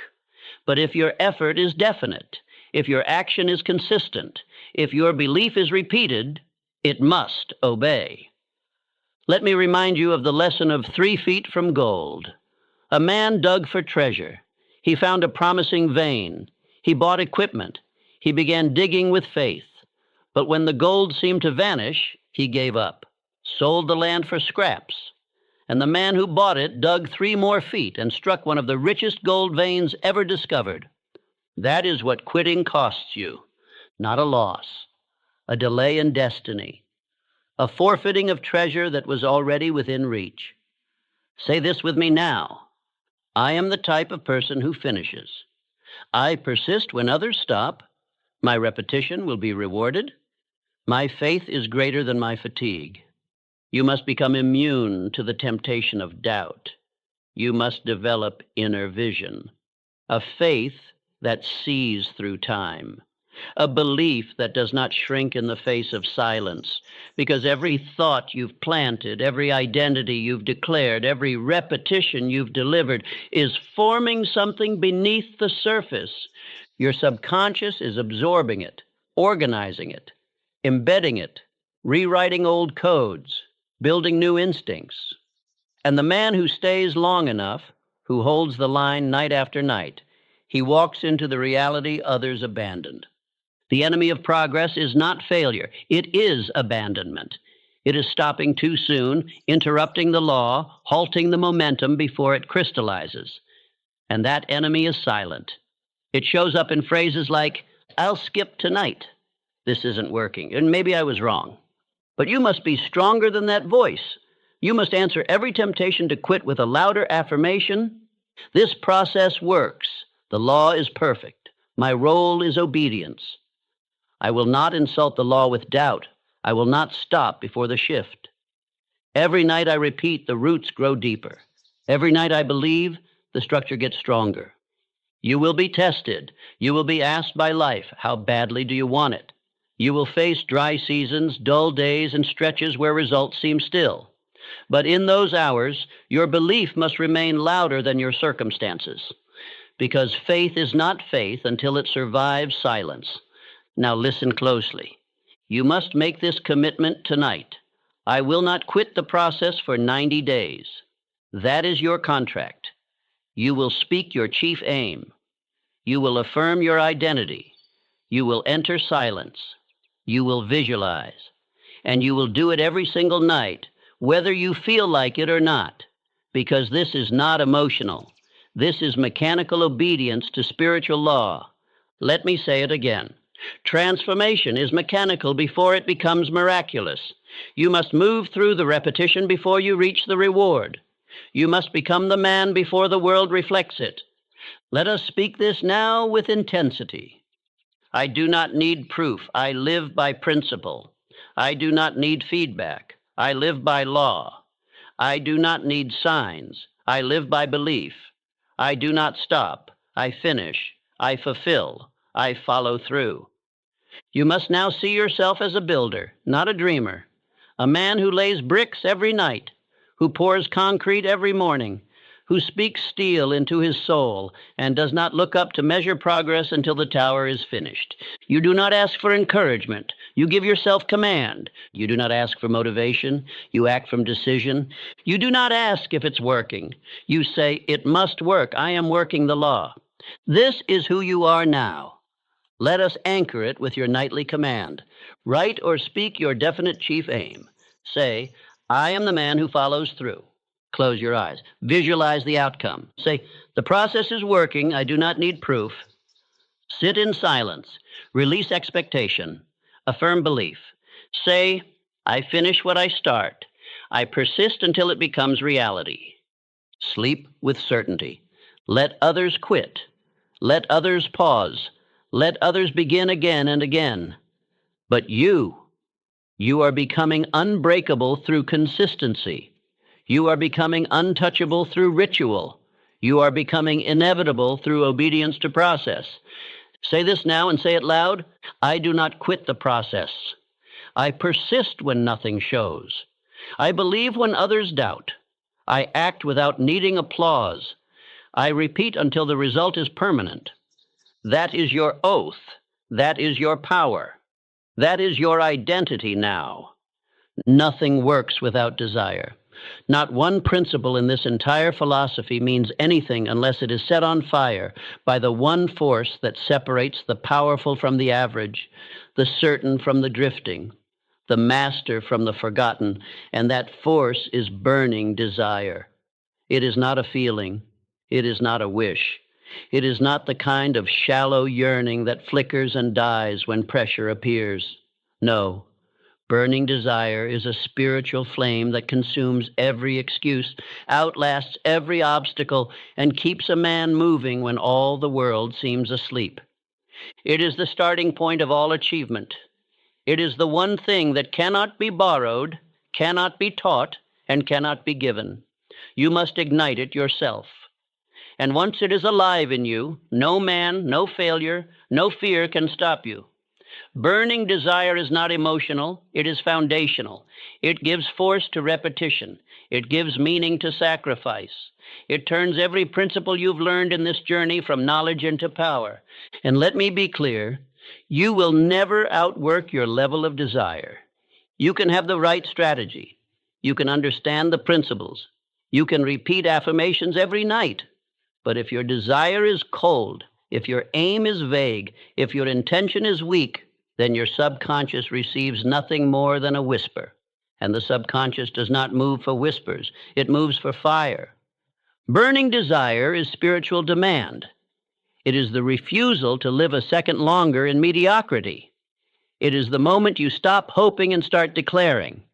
It is the invisible shift when your inner voice says, "This is what I want, I will have it, and I will persist until I possess it." Most men skip this. They dabble, they experiment, they hope the world will reward lukewarm effort, and so they fail, not because the law betrayed them, but because they never truly asked with intensity. The subconscious, like infinite intelligence, does not move for the vague. It moves only when the soul has made up its mind. So I ask you now, what do you want? Not what sounds nice, not what others approve of, not what you've half-heartedly mentioned in conversations. I mean, what burns in your belly? What would you die for, build for, sacrifice for? Until that answer becomes definite, you are still a wanderer. And once you know it, once you've named it, you must do the only thing that gives that desire power. Declare it daily. Declare it with emotional intensity. Declare it until the world bends to your will. Say this now. I demand riches of life with definite purpose. I feel desire burning in my mind. I will not settle. I will not stop. I will not shrink. Let me give you the truth I have found in the lives of every great man I studied. Andrew Carnegie did not become a titan of steel because he was the smartest man in Pittsburgh. He became great because his desire was white hot. He told life what he would have, and then he demanded it from himself, every hour of every day. He started with nothing. But his desire would not allow him to think like a poor man. And so he outlasted, outbuilt, and outdeclared men with more education, more money, and more approval. Burning desire does not require credentials. It requires fire. Think of Thomas Edison. 10,000 failed attempts to produce the electric light. 10,000 nights of disappointment.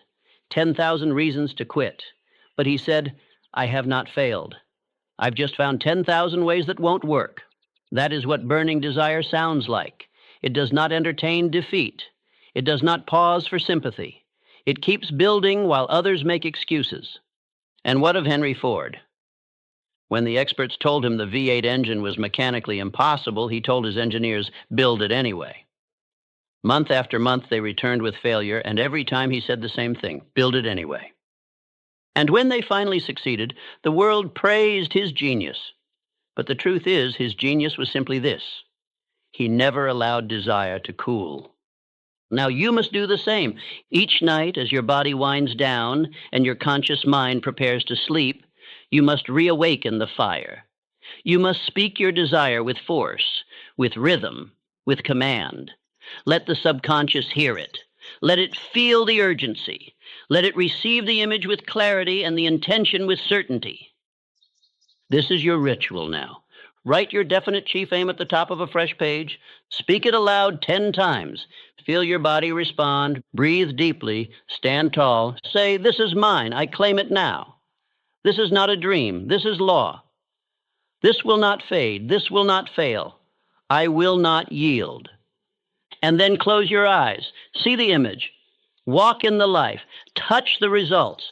And let that emotional blueprint burn itself deeper into the subconscious. Because every night you do this, you are writing identity. You are instructing the law.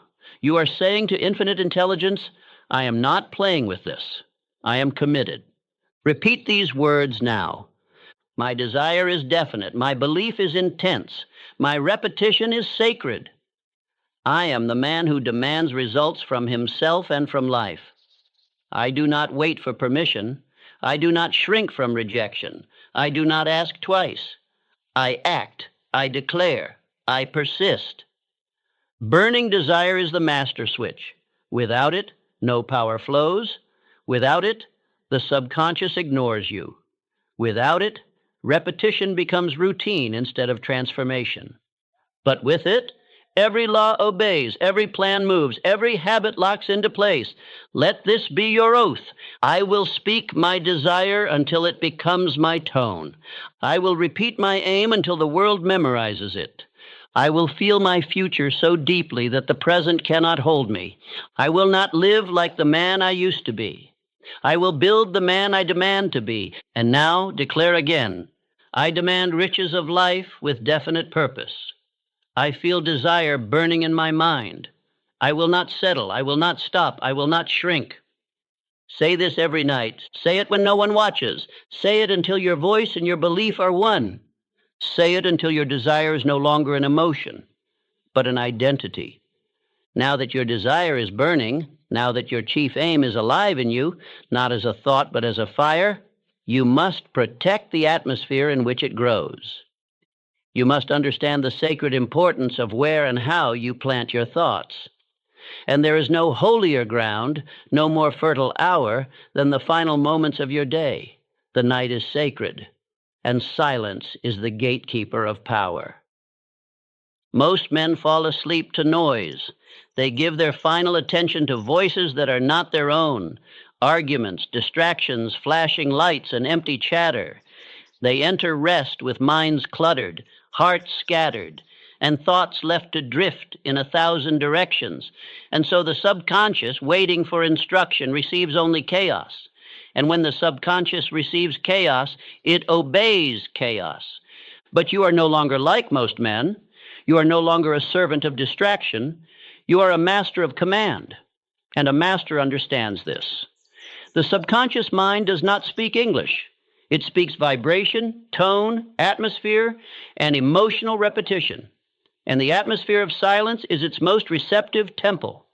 You must treat the night like a place of worship, not a time to collapse, not a time to be entertained, a time to build, a time to instruct, a time to focus your mental force without the interference of the world. Let me say it again with absolute clarity. Silence is not the absence of sound. Silence is the presence of self-control. In the quiet, your inner voice becomes clearer. Your imagination gains authority. Your affirmations become more potent. Your identity becomes sharper, and your desire becomes bolder. Silence magnifies everything you've planted. Now here is your practice. Each night, 30 minutes before rest, turn off all unnecessary input. No music, no mindless noise. You must create a sacred chamber around you, even if you are in a small room or a crowded home. You must take control of your immediate space. Dim the lights. Sit still. Let the day fade from your nervous system. Let the old energy release from your body. and do not speak unless it is in alignment with your definite purpose. Because in the stillness, you are not doing nothing.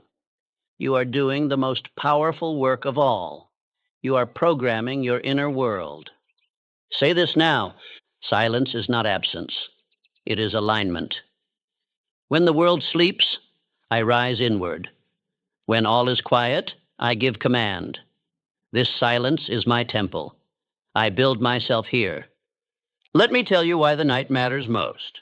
During the day, your conscious mind is bombarded. Thousands of suggestions, emotions, noises, distractions. You must defend yourself constantly. But at night, the gate weakens. The body softens. The resistance fades. And this is your opening. The subconscious becomes fertile. The soil opens. And if you enter this hour with power, you will plant instructions that no resistance can block. But if you enter this hour with chaos, the world will keep writing your story. And so you must now become a man of nightly silence. Not once, not sometimes, always. This is how you rise in the dark. Now repeat after me. I protect my final hour. I do not surrender my mind to noise. The silence builds my strength. In the quiet, I give my soul new orders. Let me be more specific. Your subconscious does not need volume. It needs precision. It does not require speeches. It requires repetition in peace. When you enter sleep with silence, your instructions are carved deeper. The image you held becomes clearer. The identity you affirmed becomes more believable. And the future you desire begins to form with structure, not fantasy. Most men fill the night with distraction because they fear facing themselves. But you face yourself with honor. You meet the silence like a builder meets his blueprint. You sit with your thoughts like an architect with his design. You speak to yourself not as a beggar, but as a master. Say this with absolute conviction. I am the type of person who ends every day with authority. My final hour is mine. I do not give it away. The world does not close my day. I do. I enter rest not by collapse, but by command. Let me give you your nightly silence structure. Clear the environment. No noise, no unnecessary light, absolute intention. Sit in stillness. For 5 minutes, do nothing but breathe. Let your thoughts slow. Visualize your chief aim. Say it softly. Picture it fully. Repeat it silently. Affirm your identity. Speak your chosen self aloud once or twice. No more. Let it land. Close your eyes. Let the silence deepen. Let your nervous system absorb the image. Say nothing more. Sleep peacefully. Let the law work now. And do this every single night, because if you give the night to silence, the day will obey your instruction. The man who enters rest with power awakens with clarity. The man who treats the night as sacred builds days others can only envy. The man who retreats into silence does not escape. He constructs. And the man who repeats this without fail becomes inevitable. Say these final affirmations now. Silence is where I rewire my destiny. I build myself in quiet repetition. My nights belong to purpose, not pleasure. The silence before sleep is the loudest command of my life. Tonight you return to yourself, and tonight you retreat not from the world, but into your vision. Tonight you become untouchable, not because the world got easier, but because you got quiet. Now that you have written your chief aim, spoken it with burning desire, and planted it in the silence of the night, you must master one final truth before the harvest begins. You must detach. Yes, you must believe. Yes, you must act. Yes, you must repeat, persist, declare, and visualize. But you must also release, let go, step back from the outcome with confidence. Because the seed cannot grow if you keep digging it up to check its roots. Detachment is not surrender. It is not apathy. It is certainty in action. It is belief so strong you no longer need reassurance. It is walking forward without needing to see the finish line every hour. It is emotional maturity. It is faith without grasping. It is the invisible law of spiritual composure. And without it, Even the greatest desire is choked by anxiety. Most men kill their own progress by returning to the field every morning with panic in their eyes. They ask, "Where is it? Why hasn't it come? Why is nothing happening?" And in those questions, they cancel the work of the subconscious. They introduce contradiction. They say they believe, but their fear says otherwise. And the subconscious, unable to follow two masters, obeys only one, emotion. And when the dominant emotion is fear, even the most perfect plan begins to decay. You must now rise above this tendency. You must become a man of inner detachment, one who moves forward with absolute belief, one who gives the order, takes the action, and then sleeps with peace. You do not grasp. You do not check.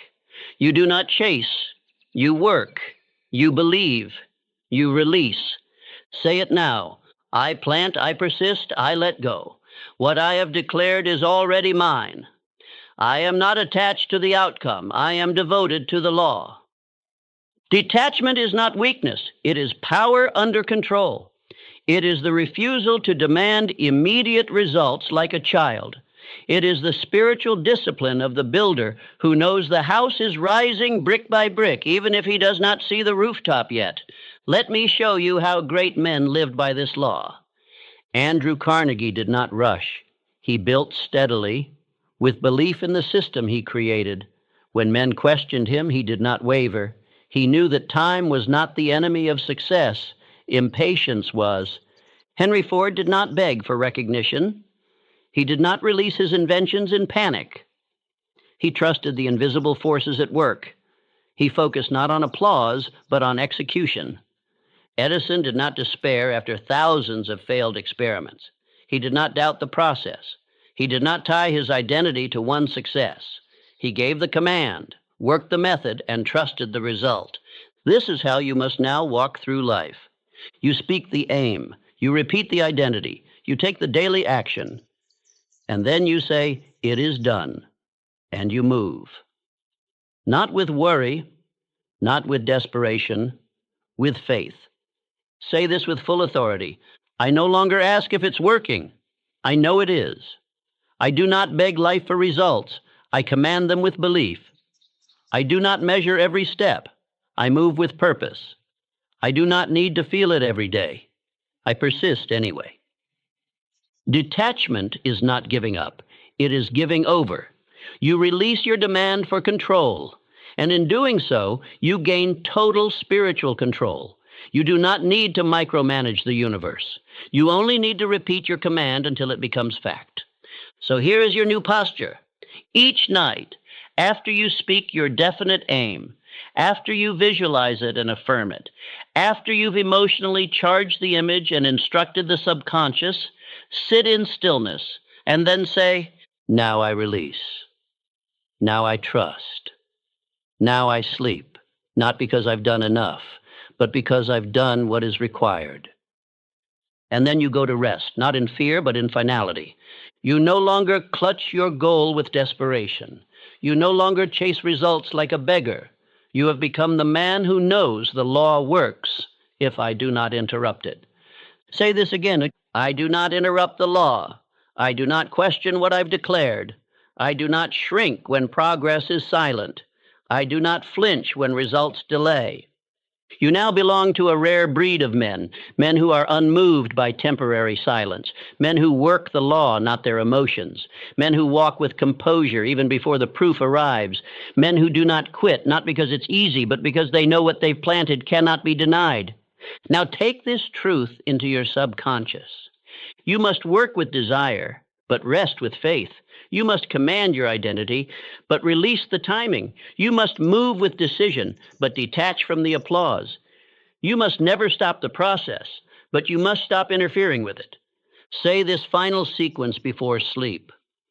I have spoken, I have planted, I have believed. What I want is mine. I do not need to chase, I only need to act. I release the outcome. I trust the law. Tonight, let this truth settle deep. Let go. Not because you are weak, but because you are certain. You've now built your foundation. You've declared your definite chief aim. You've burned it with desire. You've fed it to the subconscious in silence. You've released the outcome with faith. Now comes the highest part of the process, the part where you do not merely speak new thoughts, but become a new man. This is the sacred law of identity transmutation through autosuggestion. You must understand, all change is identity change. All success, all wealth, all confidence, all discipline are expressions of who you believe you are. And you do not believe by chance. You believe through repetition, through reinforcement, through suggestion. Autosuggestion is not fantasy. It is not a chant. It is not a superstition. It is the scientific, spiritual process of installing identity into the subconscious mind. You say it, you feel it, you repeat it, and the subconscious, unable to reject emotion backed by belief, begins to obey. You must stop trying to improve the old man. You must stop working around your doubts. You must stop negotiating with hesitation. You must become the man you are trying to become, not through willpower alone, not through waiting, but through autosuggestion. You do not fight the old self. You replace him. Each time you say, I am the type of person who follows through, you are not describing your past. You are constructing your future. You are building the man in thought before he becomes fact. And the subconscious begins to obey, not because it understands logic, but because it accepts emotional repetition. Say this now. I am no longer becoming, I am now being. I declare myself to be the man I have chosen. My identity is built nightly. My words are law. Identity transmutation is not one declaration. It is daily hypnosis, not by another, but by yourself. You are the speaker. You are the instructor.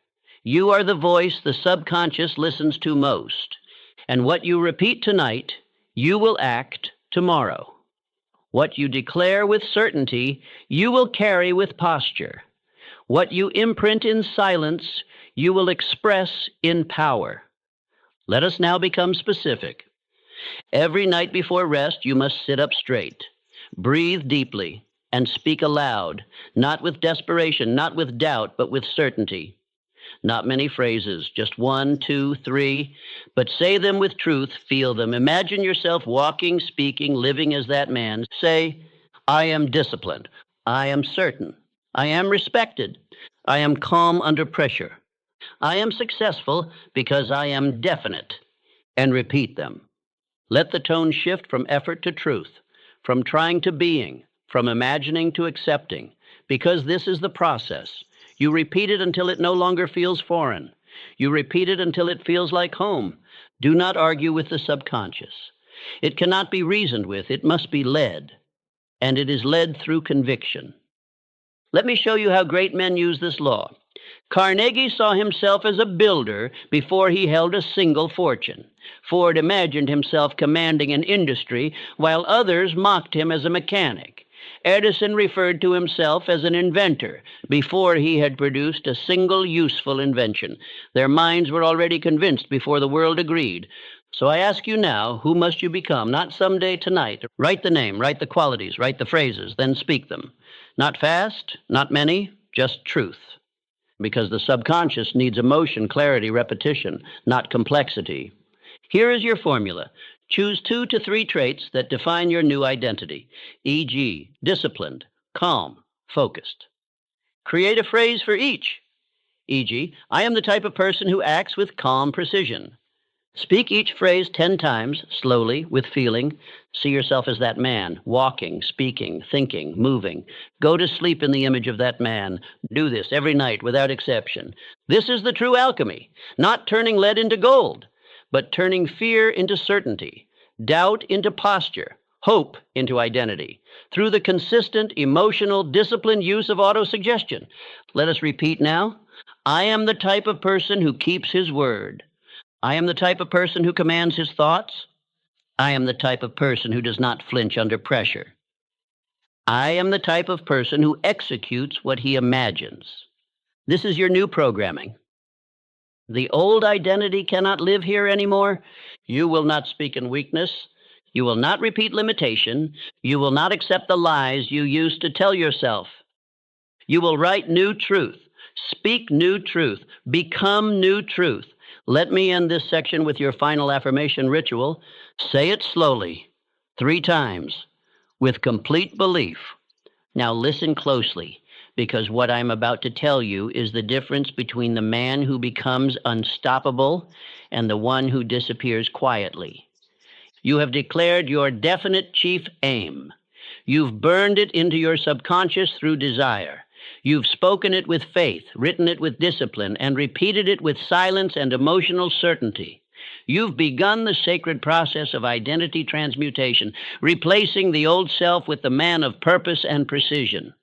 But there is one final law before the harvest begins. You must not quit. Do not quit the process. Do not interrupt the law. Do not abandon the system you've now set in motion, because the law is working, even when you do not see it.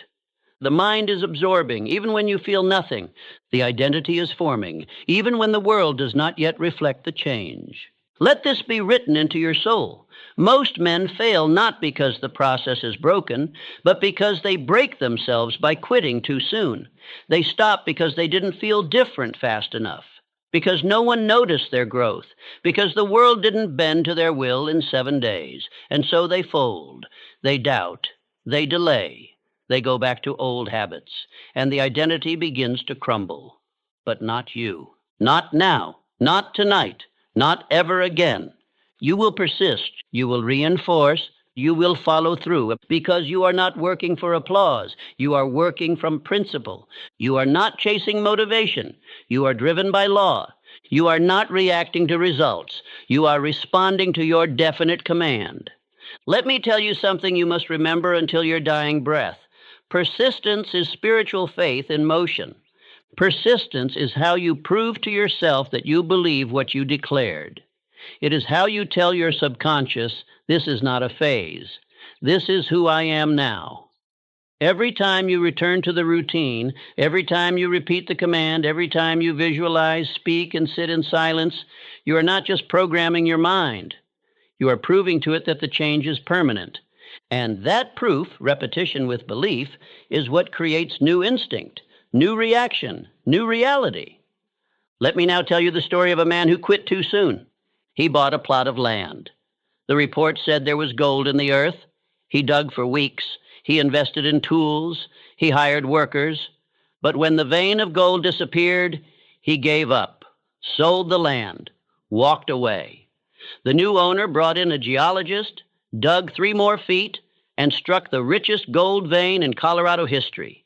That man walked away 3 feet from gold, not because he lacked tools, not because the gold was gone, but because he quit the process right before the reward. This is how close most men are, and this is why most men never see the life they were meant to live. But you will not quit. Now listen carefully, because I am going to give you the most important nightly exercise you will ever do. You will do this for 90 days without missing a single night. Not one.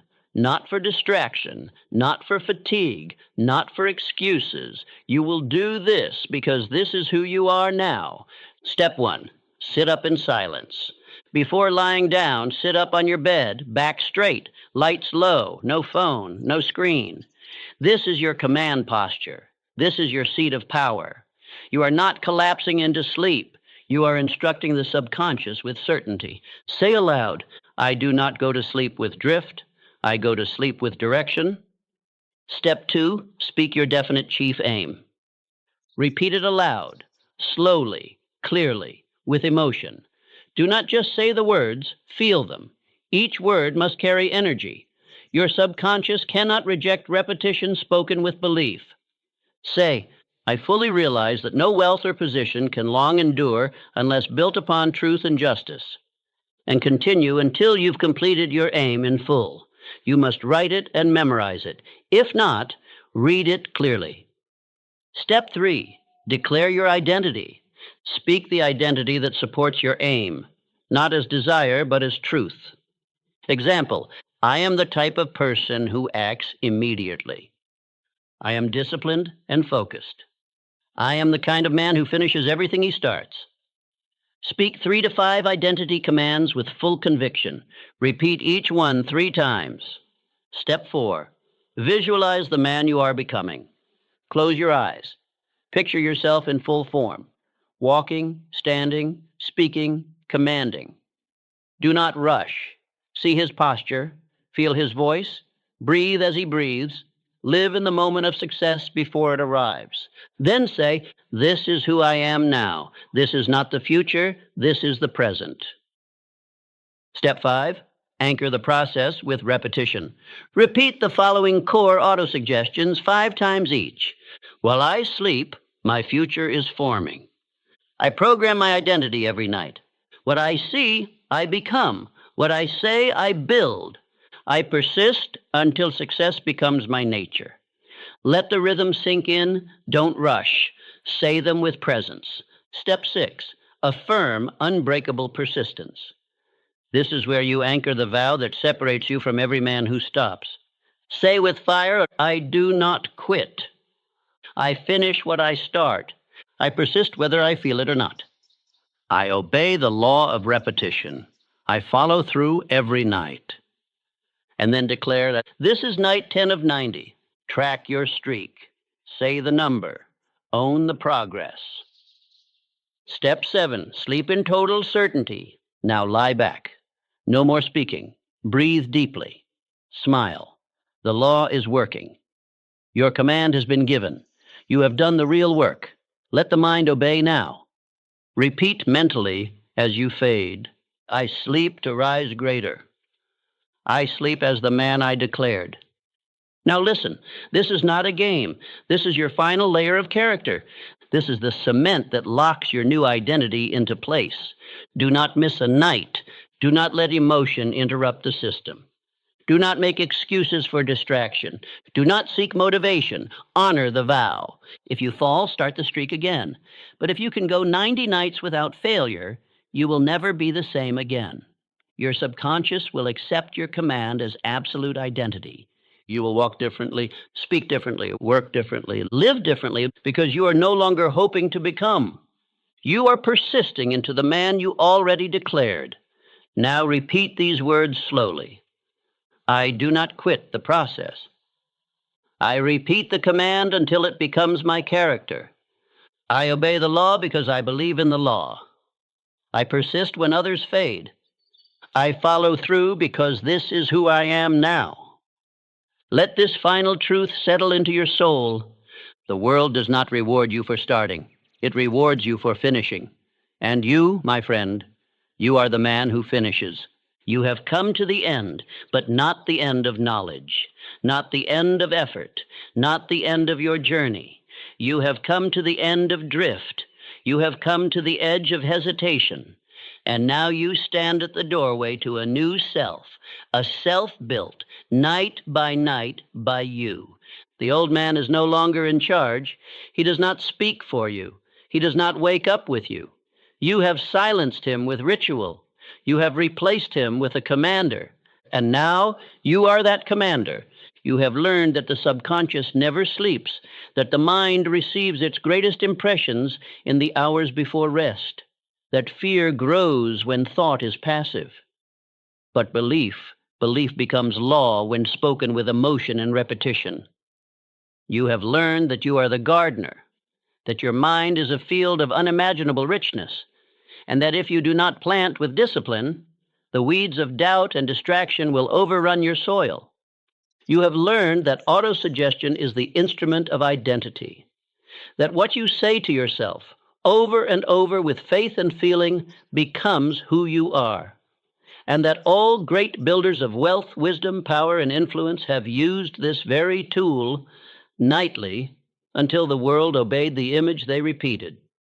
You have learned that burning desire is not an emotion, it is fuel. It is what drives repetition. It is what makes a man keep going when no one watches, and it is what separates those who try from those who become. You have learned that faith is not hope. It is not religion. It is emotionalized belief, made permanent through command. And you have practiced the self-confidence formula until your very tone has begun to change. You have learned that controlled attention is magnetic, that scattered minds repel success, but focused thought pulls wealth, clarity, and power into your experience.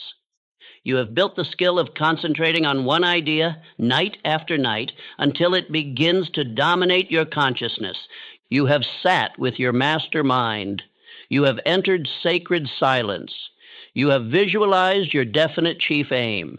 You have replaced fear with definite thought. You have instructed your subconscious with new commands, written with precision, spoken with conviction.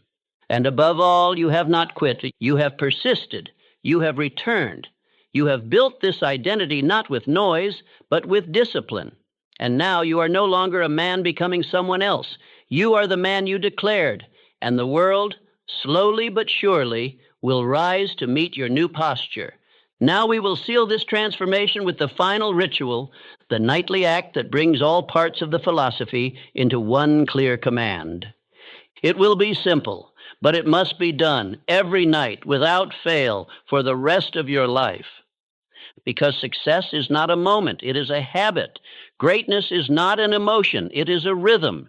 And your future is not a secret, it is a system. Let us begin. Nightly ritual, the 5-part practice. 1. The clearing, clear your space.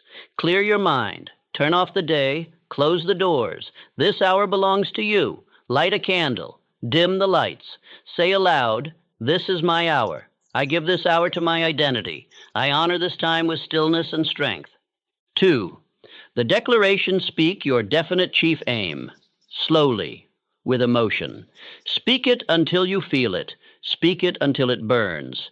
Do not recite it flatly. Say it like your future depends on it, because it does. I fully realize that no wealth or position can long endure unless built upon truth and justice. Complete your full written aim aloud. 3. The visualization. Close your eyes. Breathe deeply. See the life you have declared. See yourself in motion, walking in that life, feeling the results, owning the outcome. Say, I see the man I've become. I am that man now. This vision is not someday. It is instruction. 4. The command of identity. Now speak identity with clarity. Say who you are. Say it with finality. Do not ask. Do not hope. Declare. I am the type of person who follows through. I am the type of person who lives with purpose. I am the type of person who finishes what he starts. I am the type of person who commands his mind and respects the law. 5. The final affirmation sequence. Now speak the final lines. These are your closing words. This is the programming your subconscious will obey while your body rests. Let these 5 truths echo until sleep takes you. Say, I am clear. I am confident. I am powerful. I build success every night. I sleep to rise greater. Repeat them again. I am clear. I am confident. I am powerful. I build success every night. I sleep to rise greater. One more time, slower. With complete faith, I am clear. I am confident. I am powerful. I build success every night. I sleep to rise greater. And now, rest. Let the law work. Let the subconscious build. Let infinite intelligence do what it always does when you obey with faith, repetition, and discipline. You are not asleep. You are becoming. You are not drifting. You are rising. You are not hoping. You are creating through law, through ritual, through power. This is how a man builds the life he deserves. And you, my friend, are that man now.